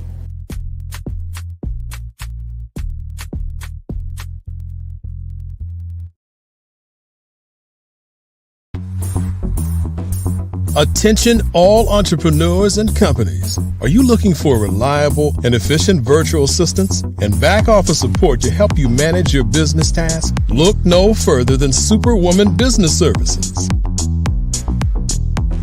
Our team of virtual assistants provides a full range of administrative support services, including operations management, social media marketing, and much more. We also offer website design services to help you create a professional online presence that reflects your unique brand.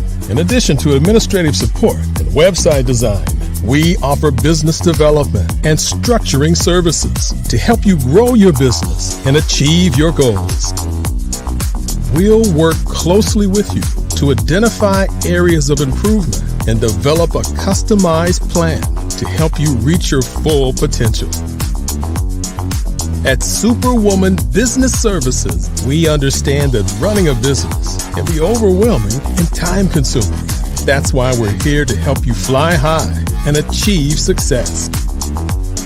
Our virtual assistants are highly skilled, experienced, and dedicated to providing you with the support you need to thrive. Come fly with us and take your business to new heights. Let us help you become the superhero entrepreneur you are meant to be.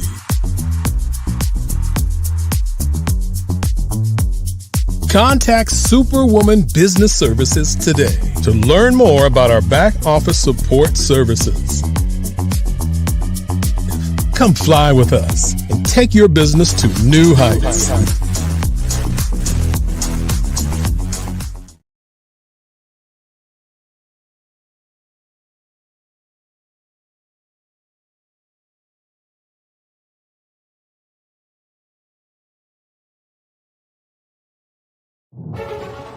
In the heart of America, there are dreams waiting to be realized.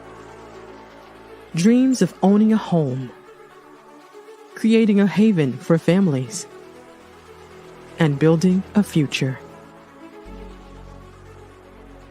Yet, there are 13 million mortgage-ready home buyers and nearly 20 million renter households who have the credit and income to qualify for a mortgage but remain left out of the home buying process.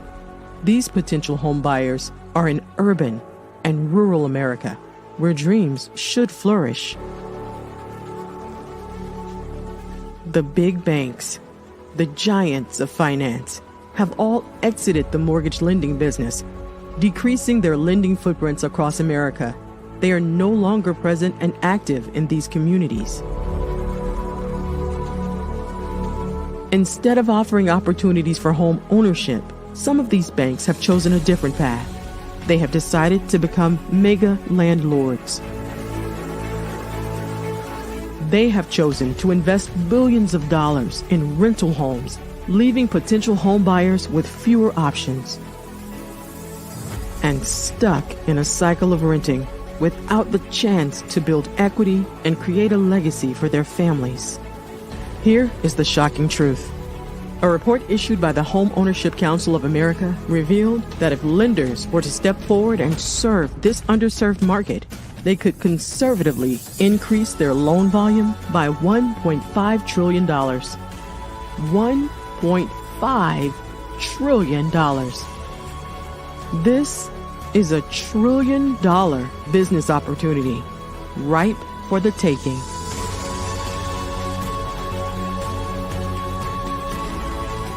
That's why I Have a Dream Home is here. We support the American dream of home ownership in urban and rural America. We believe in the power of social consciousness and the impact it can have on people's lives. Investing in urban and rural America is not just good business sense. It's a moral imperative. Our mission is clear. Become the go-to mortgage lender in these communities. Create a pathway to home ownership for all Americans. Breaking the cycle of poverty by empowering families to build wealth, stabilizing our communities, and taking pride in our country. I Have a Dream Home. Unlocking dreams, transforming communities, and rewriting the story of American home ownership. For more information, scan the QR code or visit our website at www.ihaveadreamhome.gold.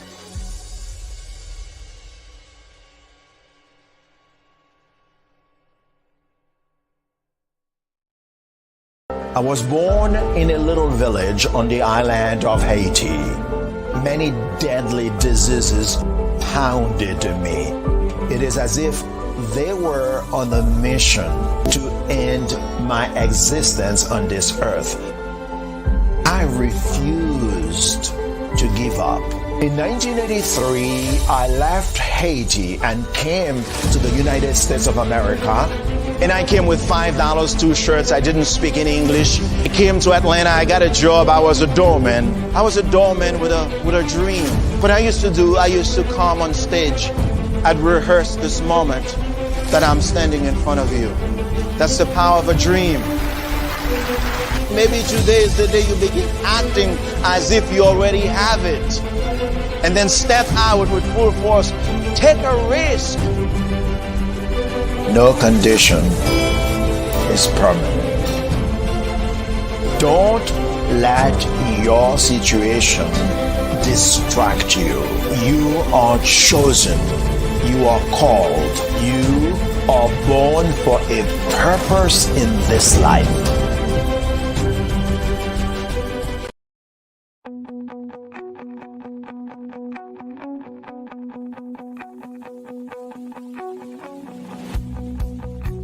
I am Black Business. From the moment I wake until the time I sleep. Yes, I am Black Business. I am Black Business. Tell me, are you Black Business? I am Black Business. Do you support Black businesses? Listen, I support Black business because I am Black Business. Black Business Expo, one of the largest business showcases in the history of Black business in the world. The world! Sign up today at www.blackbusinessexpousa.com or call 919-308-9090. I am Black Business.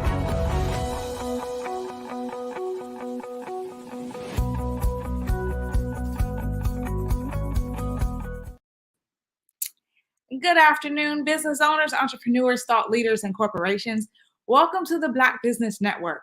My name is Spiritual Teak, and I'm your business moderator for this afternoon on Black Business Network. The Black Business Network is a 24-hour business network showcasing Black businesses, Black owners, entrepreneurs, and thought leaders worldwide. We have speakers from North Carolina, London, Singapore, Africa, Japan, and cities all over the United States. The Black Business Network is a global community sharing its business knowledge to empower, inspire, and educate businesses about business. I am very happy to present to you our next keynote address speaker, Dr. T.L. Holmes. Dr. T.L. Holmes is nationally respected digital marketing strategist, author, marketing software developer, and social media expert. Dr. T.L. Holmes is pouring his 20 plus years of professional experience and rare passion for pulling the best out of people into his new company, Nexus Media Group, Nexus Media Enterprise Incorporated. This is a unique software development company offers user-friendly cloud-based software products that help small businesses, corporations, website developers scale their company and digital assets in a major way. I present to you Mr. Dr. T.L. Holmes. Hello. How are you doing? Hi, Dr. T.L. Holmes. It's great to have you this evening, or this afternoon. It's evening for me. Awesome. Great to be here. Listen, the times and days run together, right? Well, This is the Olympics, okay? Absolutely. Black Business Network Olympics. You got it. Absolutely. Well, genius is coming. I'll see you on the other side. Awesome. Hello, America. Hello, world. I am so excited to be with you once again. I count it a privilege to be with the Black Business Network. This is the Olympics. Genius is common. What we have to do is get used to being successful. I think as a people, we plan to fail automatically. Very rarely do we plan to succeed. One of the things that we have to do is we have to practice being successful. We have to practice being ahead. We have to practice being in the front. We have to practice being on top. It's very important that you encourage yourself, even when you get to the point where you want to give up, you want to throw in the towel, that you don't. I'm going to say that one more time. When you feel like it's time for you to stop, it's time for you to throw in the towel, it's time for you to quit, that's the time where it's the least likely time for you to do that. So I'm going to encourage you right off the front, right off the bat, do not quit. Do not stop pursuing your purpose. Do not stop pursuing your destiny. Keep moving forward. The easiest way to move forward is putting one foot in front of the other. You have to keep moving forward. Now, to all of the business owners out there, and I want to talk specifically to those business owners that's just starting out. Maybe you are have launched your business in the wake of this year. Congratulations. Maybe you launched your business at the wake right before COVID hit. Congratulations. One of the things that you've been able to do is survive one of the biggest pandemics, one of the biggest setbacks that could have rocked our entire world here in America, and actually worldwide. So I'm going to say kudos to you, that you're still here, that you are still pushing. Congratulations on your success. I want to talk specifically about developing your digital marketing action plan. I want to give you 5 steps on how to create your digital marketing action plan.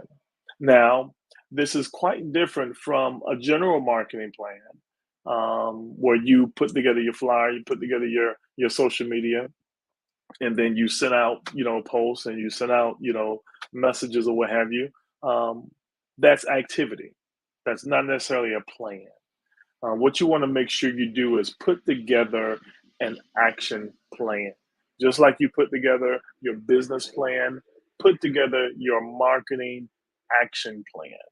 Step number 1, what you want to make sure you do is do your research. What does that mean? First step in gathering as much information that you can on your target audience, on your business, on your product, on the services that you are offering.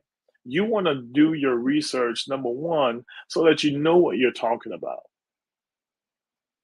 Number 1, you want to do your research so that you know what you're talking about. Number 2, you want to do the research so you know who you are talking to. Let's say that one more time. You want to do the proper research so that you are knowing who you are talking to. Thirdly, you want to find out what motivates that particular audience. What moves them to take action? One of the things that you don't want people just to get comfortable in is just listen to you talk. You don't want them to just come on your social media platforms just to see what you're going to do next. You want to be able to convert them from prospects to customers. You don't want them sitting on the sidelines, seeing what you're going to do, seeing what you're going to say next. But most importantly, where do these people hang out? That's a part of the research that you need to do when you're talking about, developing your marketing plan. One of the things that's important is finding out, does your audience, do they live on Facebook, or do they live on any other social media platform, or what is the platform that they like to communicate the most? You have people that like Facebook, then you have people that like Twitter, or X as we know it now, and then you also have people that prefer Instagram. So when you are looking for your audience, or you're looking to find out who you are going to impact, you're doing the research that's necessary. You also want to find out, where do they hang out? Some people like emails, some people like blogs. So you want to find out where most of your audience hang out at, and you want to pursue that audience. Step number 2 in your entire digital marketing action plan is set an overall digital marketing objective. Set an overall digital marketing goal. What's an example of an objective? One example could be educating your audience on your product. One of the things that we've done, we just launched a software product called Nexus ADA this year, and it is a software that helps your website convert to being compliant, ADA compliant. ADA stands for Americans with Disability Act. So those individuals that have complications, those individuals that have disabilities that may affect their ability to have a good experience on your website, well, it's the law that you have your website in compliance. And so we've developed the software for that.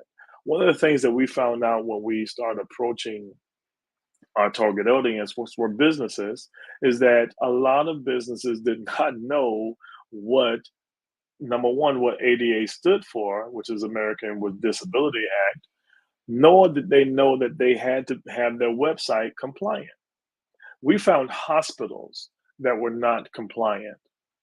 So what we had to do was kind of restructure our message. Number one, who are we talking to? Number two, what are we saying when we talk to them? And so that's very important that you understand what to say to your audience. That's based off of, what is your objective?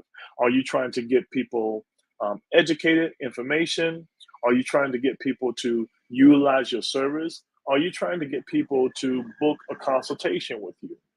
So you want to be very clear on what is your motive when you are doing your marketing plan for social media or your digital marketing plan. Make sure that your message is very, very clear. That's very important. Number 3, you want to decide on your digital marketing channels. Okay.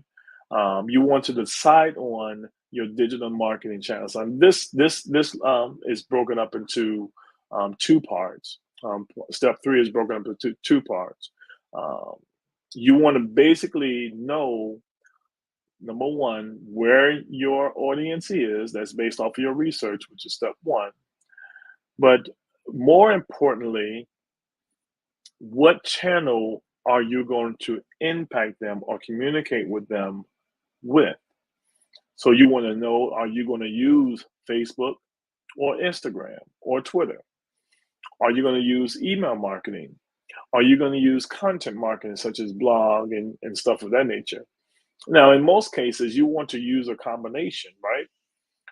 But the basis of the information that you are sharing with them, you want to know how to share that information on the platform that you're going to choose to use. That's part 1 of step 3. Part 2 of step 3 is understanding what type of campaign will fare the most on that particular platform. What do you mean, Dr. Holmes? Well, in order for you to impact the way that you would want to impact on Facebook, so to say, you would need to capitalize or double down on your paid ads. Paid ads has a profound return once you do it correctly. You have to find out how to use social media correctly. You want to also do the research, making sure that whatever platform you use, there are companies. Maybe you're not proficient in in social media marketing. But there are companies out there that that's all they do is post on your behalf. There is a software that you may want to invest in. It's called Hootsuite. It's called Hootsuite. That software is designed to allow you to schedule your post ahead of time. Now I'm going to say that one more time. The software is called Hoot, Hoot Suite. You want to make sure you do your research on that software or comparable softwares and then learn how to utilize it. I like Hootsuite because I can schedule multiple posts to go out, but I also can schedule it to go out on different platforms. So you want to make sure that you are using platforms that you can do that with. So it's definitely important. One of the things you want to do is you also want to know what your goals are when you are putting together your 5-step marketing plan, digital marketing plan. Case in point, do you want to increase your traffic to your website? Do you want to increase your subscribers to your YouTube page? Do you want to increase your followers on your social media? What is your goal when you talk about putting together a marketing plan?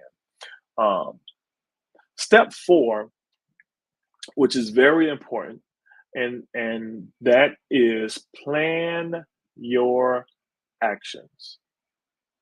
Plan your actions. You should know exactly what you're going to do, when you're going to do it, and why you are doing it. One of the things about, putting together a marketing campaign and implementing that marketing campaign is you have to measure the results. If something is not working, do not keep doing it. If something is not working, do not keep doing it. How do you know if something is working or not? Well, are you getting the results that you're looking for? If you have no plan, you automatically plan to fail. Yes, I'm talking about sitting down and writing a plan, whether you meet with your team, whether you meet with your family, whether you meet with your kids. You want to come up with a game plan for your business when it comes to developing a digital marketing action plan. You also want, not only do you want to have a plan or implement the plan, you also want to measure your plan success.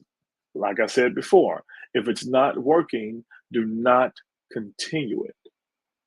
It's very important that you evaluate what you are doing so you're not wasting your time.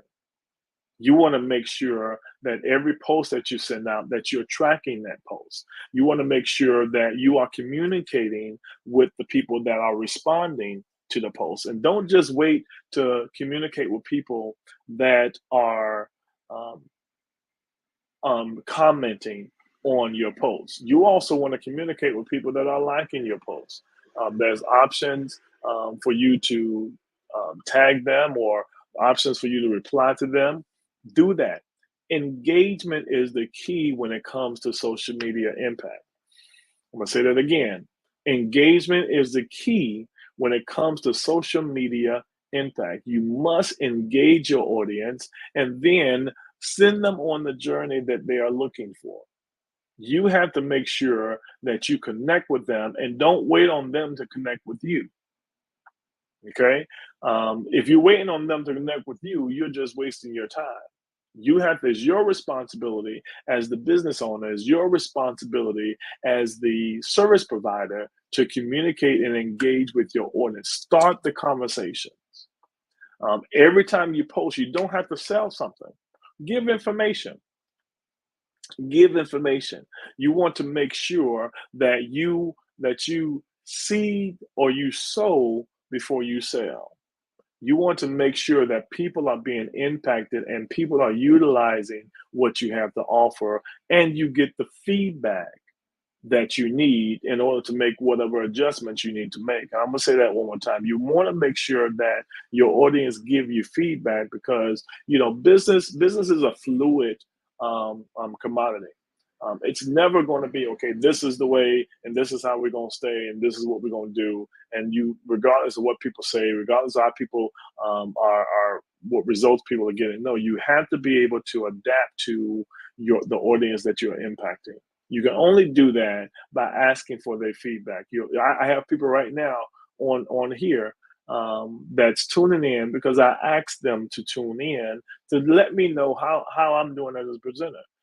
Give me feedback so that I can learn how to give you the information you need that you're going to be able to reach your goals. It's important that I reevaluate what I'm doing. I do what I need to do to make sure that my messaging is right, so I can penetrate the audience and impact the audience that I'm impacting. So if you are new in business, if you've been in business for 3 years or less, or 5 years or less, one of the things that you have to do is you have to continue to evaluate your successes. You have to measure your success, and you have to regroup. If something is working, you keep doing it. If something is, just adjust, make your adjustments. If something is not working, stop doing it.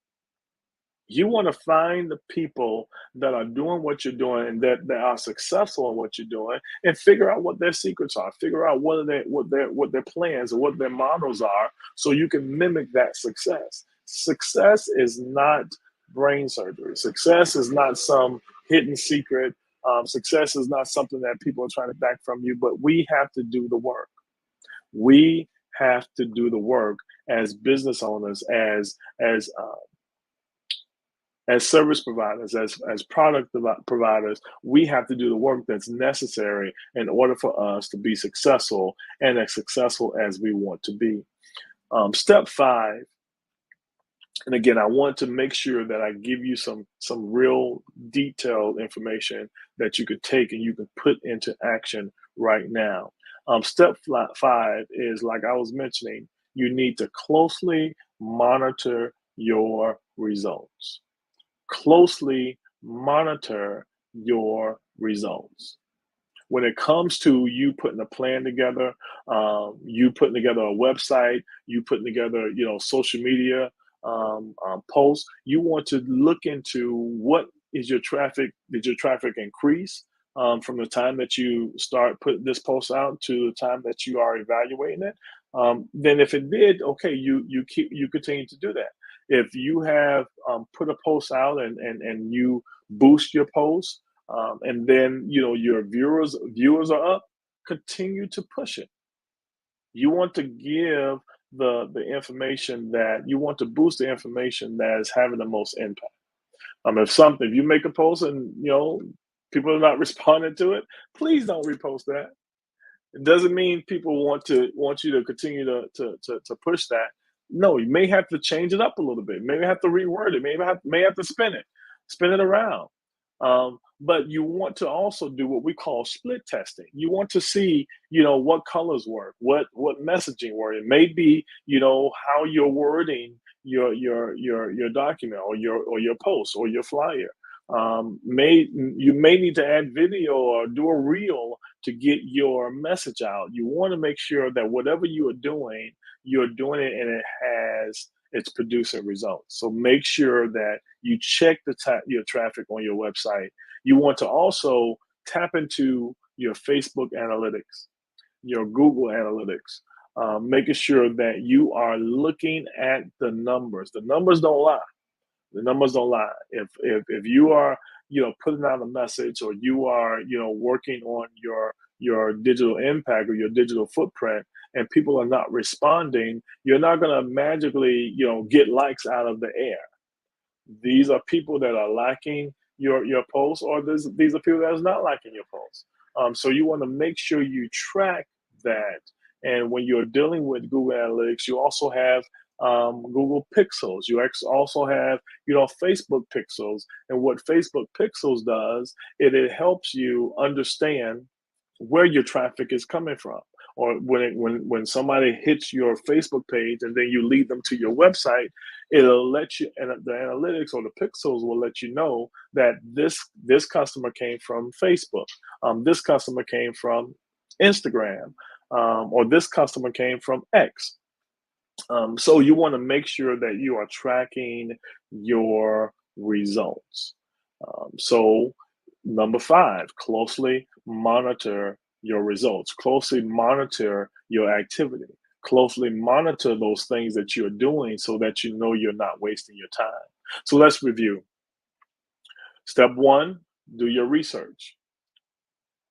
Step 2, set an overall digital marketing objective. Set your goals. Number 3, part 1, decide on your digital marketing channels, whether it's Facebook, Instagram, Twitter, or X, or you can do all 3. If that's your goal, that's your goal, and you stick to it. Like again, I said, you want to make sure that you tap into Hootsuite, because that's a software that you can use that you can schedule all of your posts. So if you're going to schedule posts out for 2 or 3 weeks in advance, you schedule your posts and it automatically will post whatever you want to have posted on the outlets that you want to post them. Hootsuite, it's a great software to tap into. Second part of part 3, as we talk about deciding on the digital marketing channels, you also want to consider what your goals are for this particular step. Are you trying to increase visitors to your website? Are you trying to increase subscribers to your YouTube page? Are you trying to increase your followers on your social media? You want to be very specific in your digital marketing action plan. Now listen, you don't have to have a digital marketing action plan that lasts for 5 years. You can have a bite-sized digital marketing plan that lasts for 3 months, that lasts for 6 months, because it's easier to monitor your success. It's easier to manage your success. So if you set a marketing plan to last for 6 months, and at the 3rd month you're not getting any feedback or you're not getting any results, then you need to make your adjustments. It's very important that you continue to monitor what you're doing and you pay attention to the responses that people are doing. Now, you have to do it for the right reason. This is not you just trying to become an influencer, or you trying to be famous, or you trying to have people on your business. You are on social media specifically to grow your business. Specifically to grow your business, and you are a new business. These points or these steps are extremely important that you need to tap into. Step 4 is plan your actions. So if you're going to do this for 4 weeks, great. If you're going to do this for 8 weeks, great. You want to have a plan for the actions that you are taking. And last but not least, you want to closely monitor your results.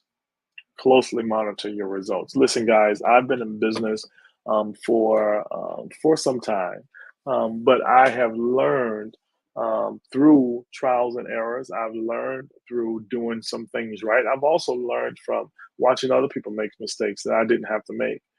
It's important that you continue to invest in yourself. It's important that you tap into platforms like the Black Business Network, because we are here, literally, we are here giving you things that we've learned, things that we are experts in, information that we have gathered, and things that we have created to help you as a Black business owner, as a business owner of any minority, succeed.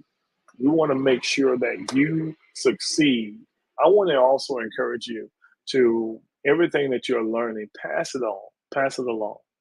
Pass it along to the people that that need this information. Pass it along to the people that that are desiring to excel in their business, are desiring to scale in their business. It's extremely important that we look out for us. Yes, I know that you want to be independent. You may not want no help. You may not want this. Great, but let's put our forces together, because you may be good at this. You may be good at this. But if we bring those two together, we can create a wholesome picture that we're all good. We're all sharing in our success. I also want to admonish you to tap into what we're doing here at the Black Business Network. It's important that we sow our seeds into the next generation. One of the things that I love about the Black Business Network is that we are tapping into our younger generation, our college students, or students that are pursuing colleges, to give them computers. If you have not donated yet, please donate. It's very important. I just spent some time at Benedict College, which is one of HBCUs in Columbia, South Carolina. And just to see the kids, how they are so excited to pursue their education.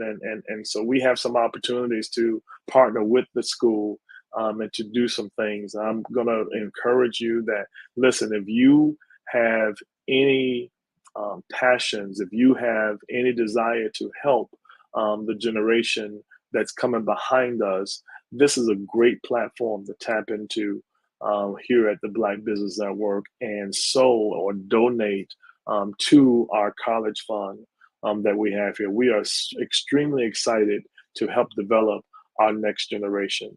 And so listen, this is your friend, your brother, your uncle, not your daddy, Dr. T.L. Holmes. But I want to implore you to really, take advantage of the information that we have here. And hopefully that you have learned something today, and, connect with me on social media, Dr. T.L. Holmes online. That's Dr. Holmes online, anywhere on social media. That's Facebook, Instagram, Twitter. That's also App World. So if you want to connect with me, definitely connect with me. I am a real person. Well, I would trust that you are a real person, Dr. T.L. Holmes. I see you. Dr. T.L. Holmes, that was an amazing keynote address. You've already started giving out your details, so I won't bore you with that question again. But thank you so much for your time. I learned something today. No problem. 5 steps down, and I'm sure anyone that's watching this or watching a replay will take value from what you were sharing. So I thank you for your time, and I trust that you will have a good rest of your day. Thank you again for being here on the Black Business Network, where genius is common, and I'll see you on the other side. Thank you for having me. The Black Business Expo mission is to raise funds for high school seniors going to college or K through 12 entrepreneurs. This expo is a fundraiser for students. You may go to www.blackbusinessexpousa.com to donate to the scholarship fund, or use the cash app that's on the screen below and say $BBX USA. Our goal is to give laptops up to $5,000 to 10 students. Students can online at www.blackbusinessexpousa.com. That was a mouthful for me there. Every dollar counts. So we want to remind you to donate to the scholarship fund.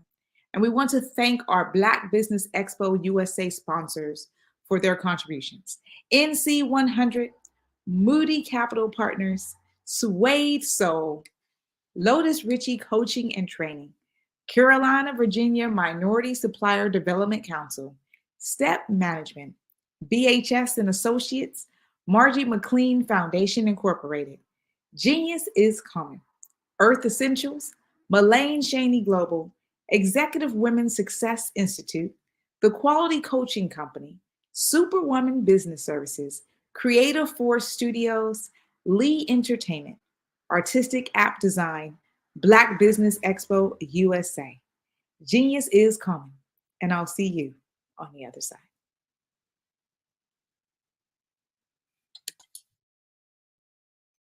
Hi, I'm Barbara Smith. Genius is common. My genius is executive coaching and professional corporate training. As the master executive coach and corporate training ambassador for the Genius is Common movement, I help business owners craft their stories in such a way that you know exactly what they do, what they have, and what they bring to the table. Many times as business owners, we are asked, so what do you do for a living? And we could be crushing in our businesses, but we're not quite sure exactly what to say in a short amount of time. Well, I help you take those stories that are the reason why you're in business and why you're so passionate about your business, and craft them in such a way that people are drawn to you as opposed to being repelled by you. Because every conversation, every time you talk to someone about your business, you are excited about it. But are you really conveying what you do, what you have, and what you bring to the table? And do really people understand why you care so much and why they should care that you have the solution to their problem? Well, I'm here to help you with that. As a master storyteller, I can help you with your stories and spin them in such a way that they are intriguing and fascinating. People want to listen to you talk about your business. Hello, I'm Dr. Madeline Ann Lewis, President and CEO of the Executive Women's Success Institute. And my genius is helping women accelerate the path to success. You know, I was blessed to have strong women in my life who encouraged, motivated, and pushed me to do my best and to never even think about giving up on my dreams. So I say to women, we must show up to rise up. We have talents and potential, but who will see them if we don't speak up and get noticed? I know that women are a tremendous resource on this planet, and there is nothing more fulfilling than helping a woman tap into her full potential. I do this because I want to be a part of helping as many women as I can to show up, to rise up. I do this because genius is common.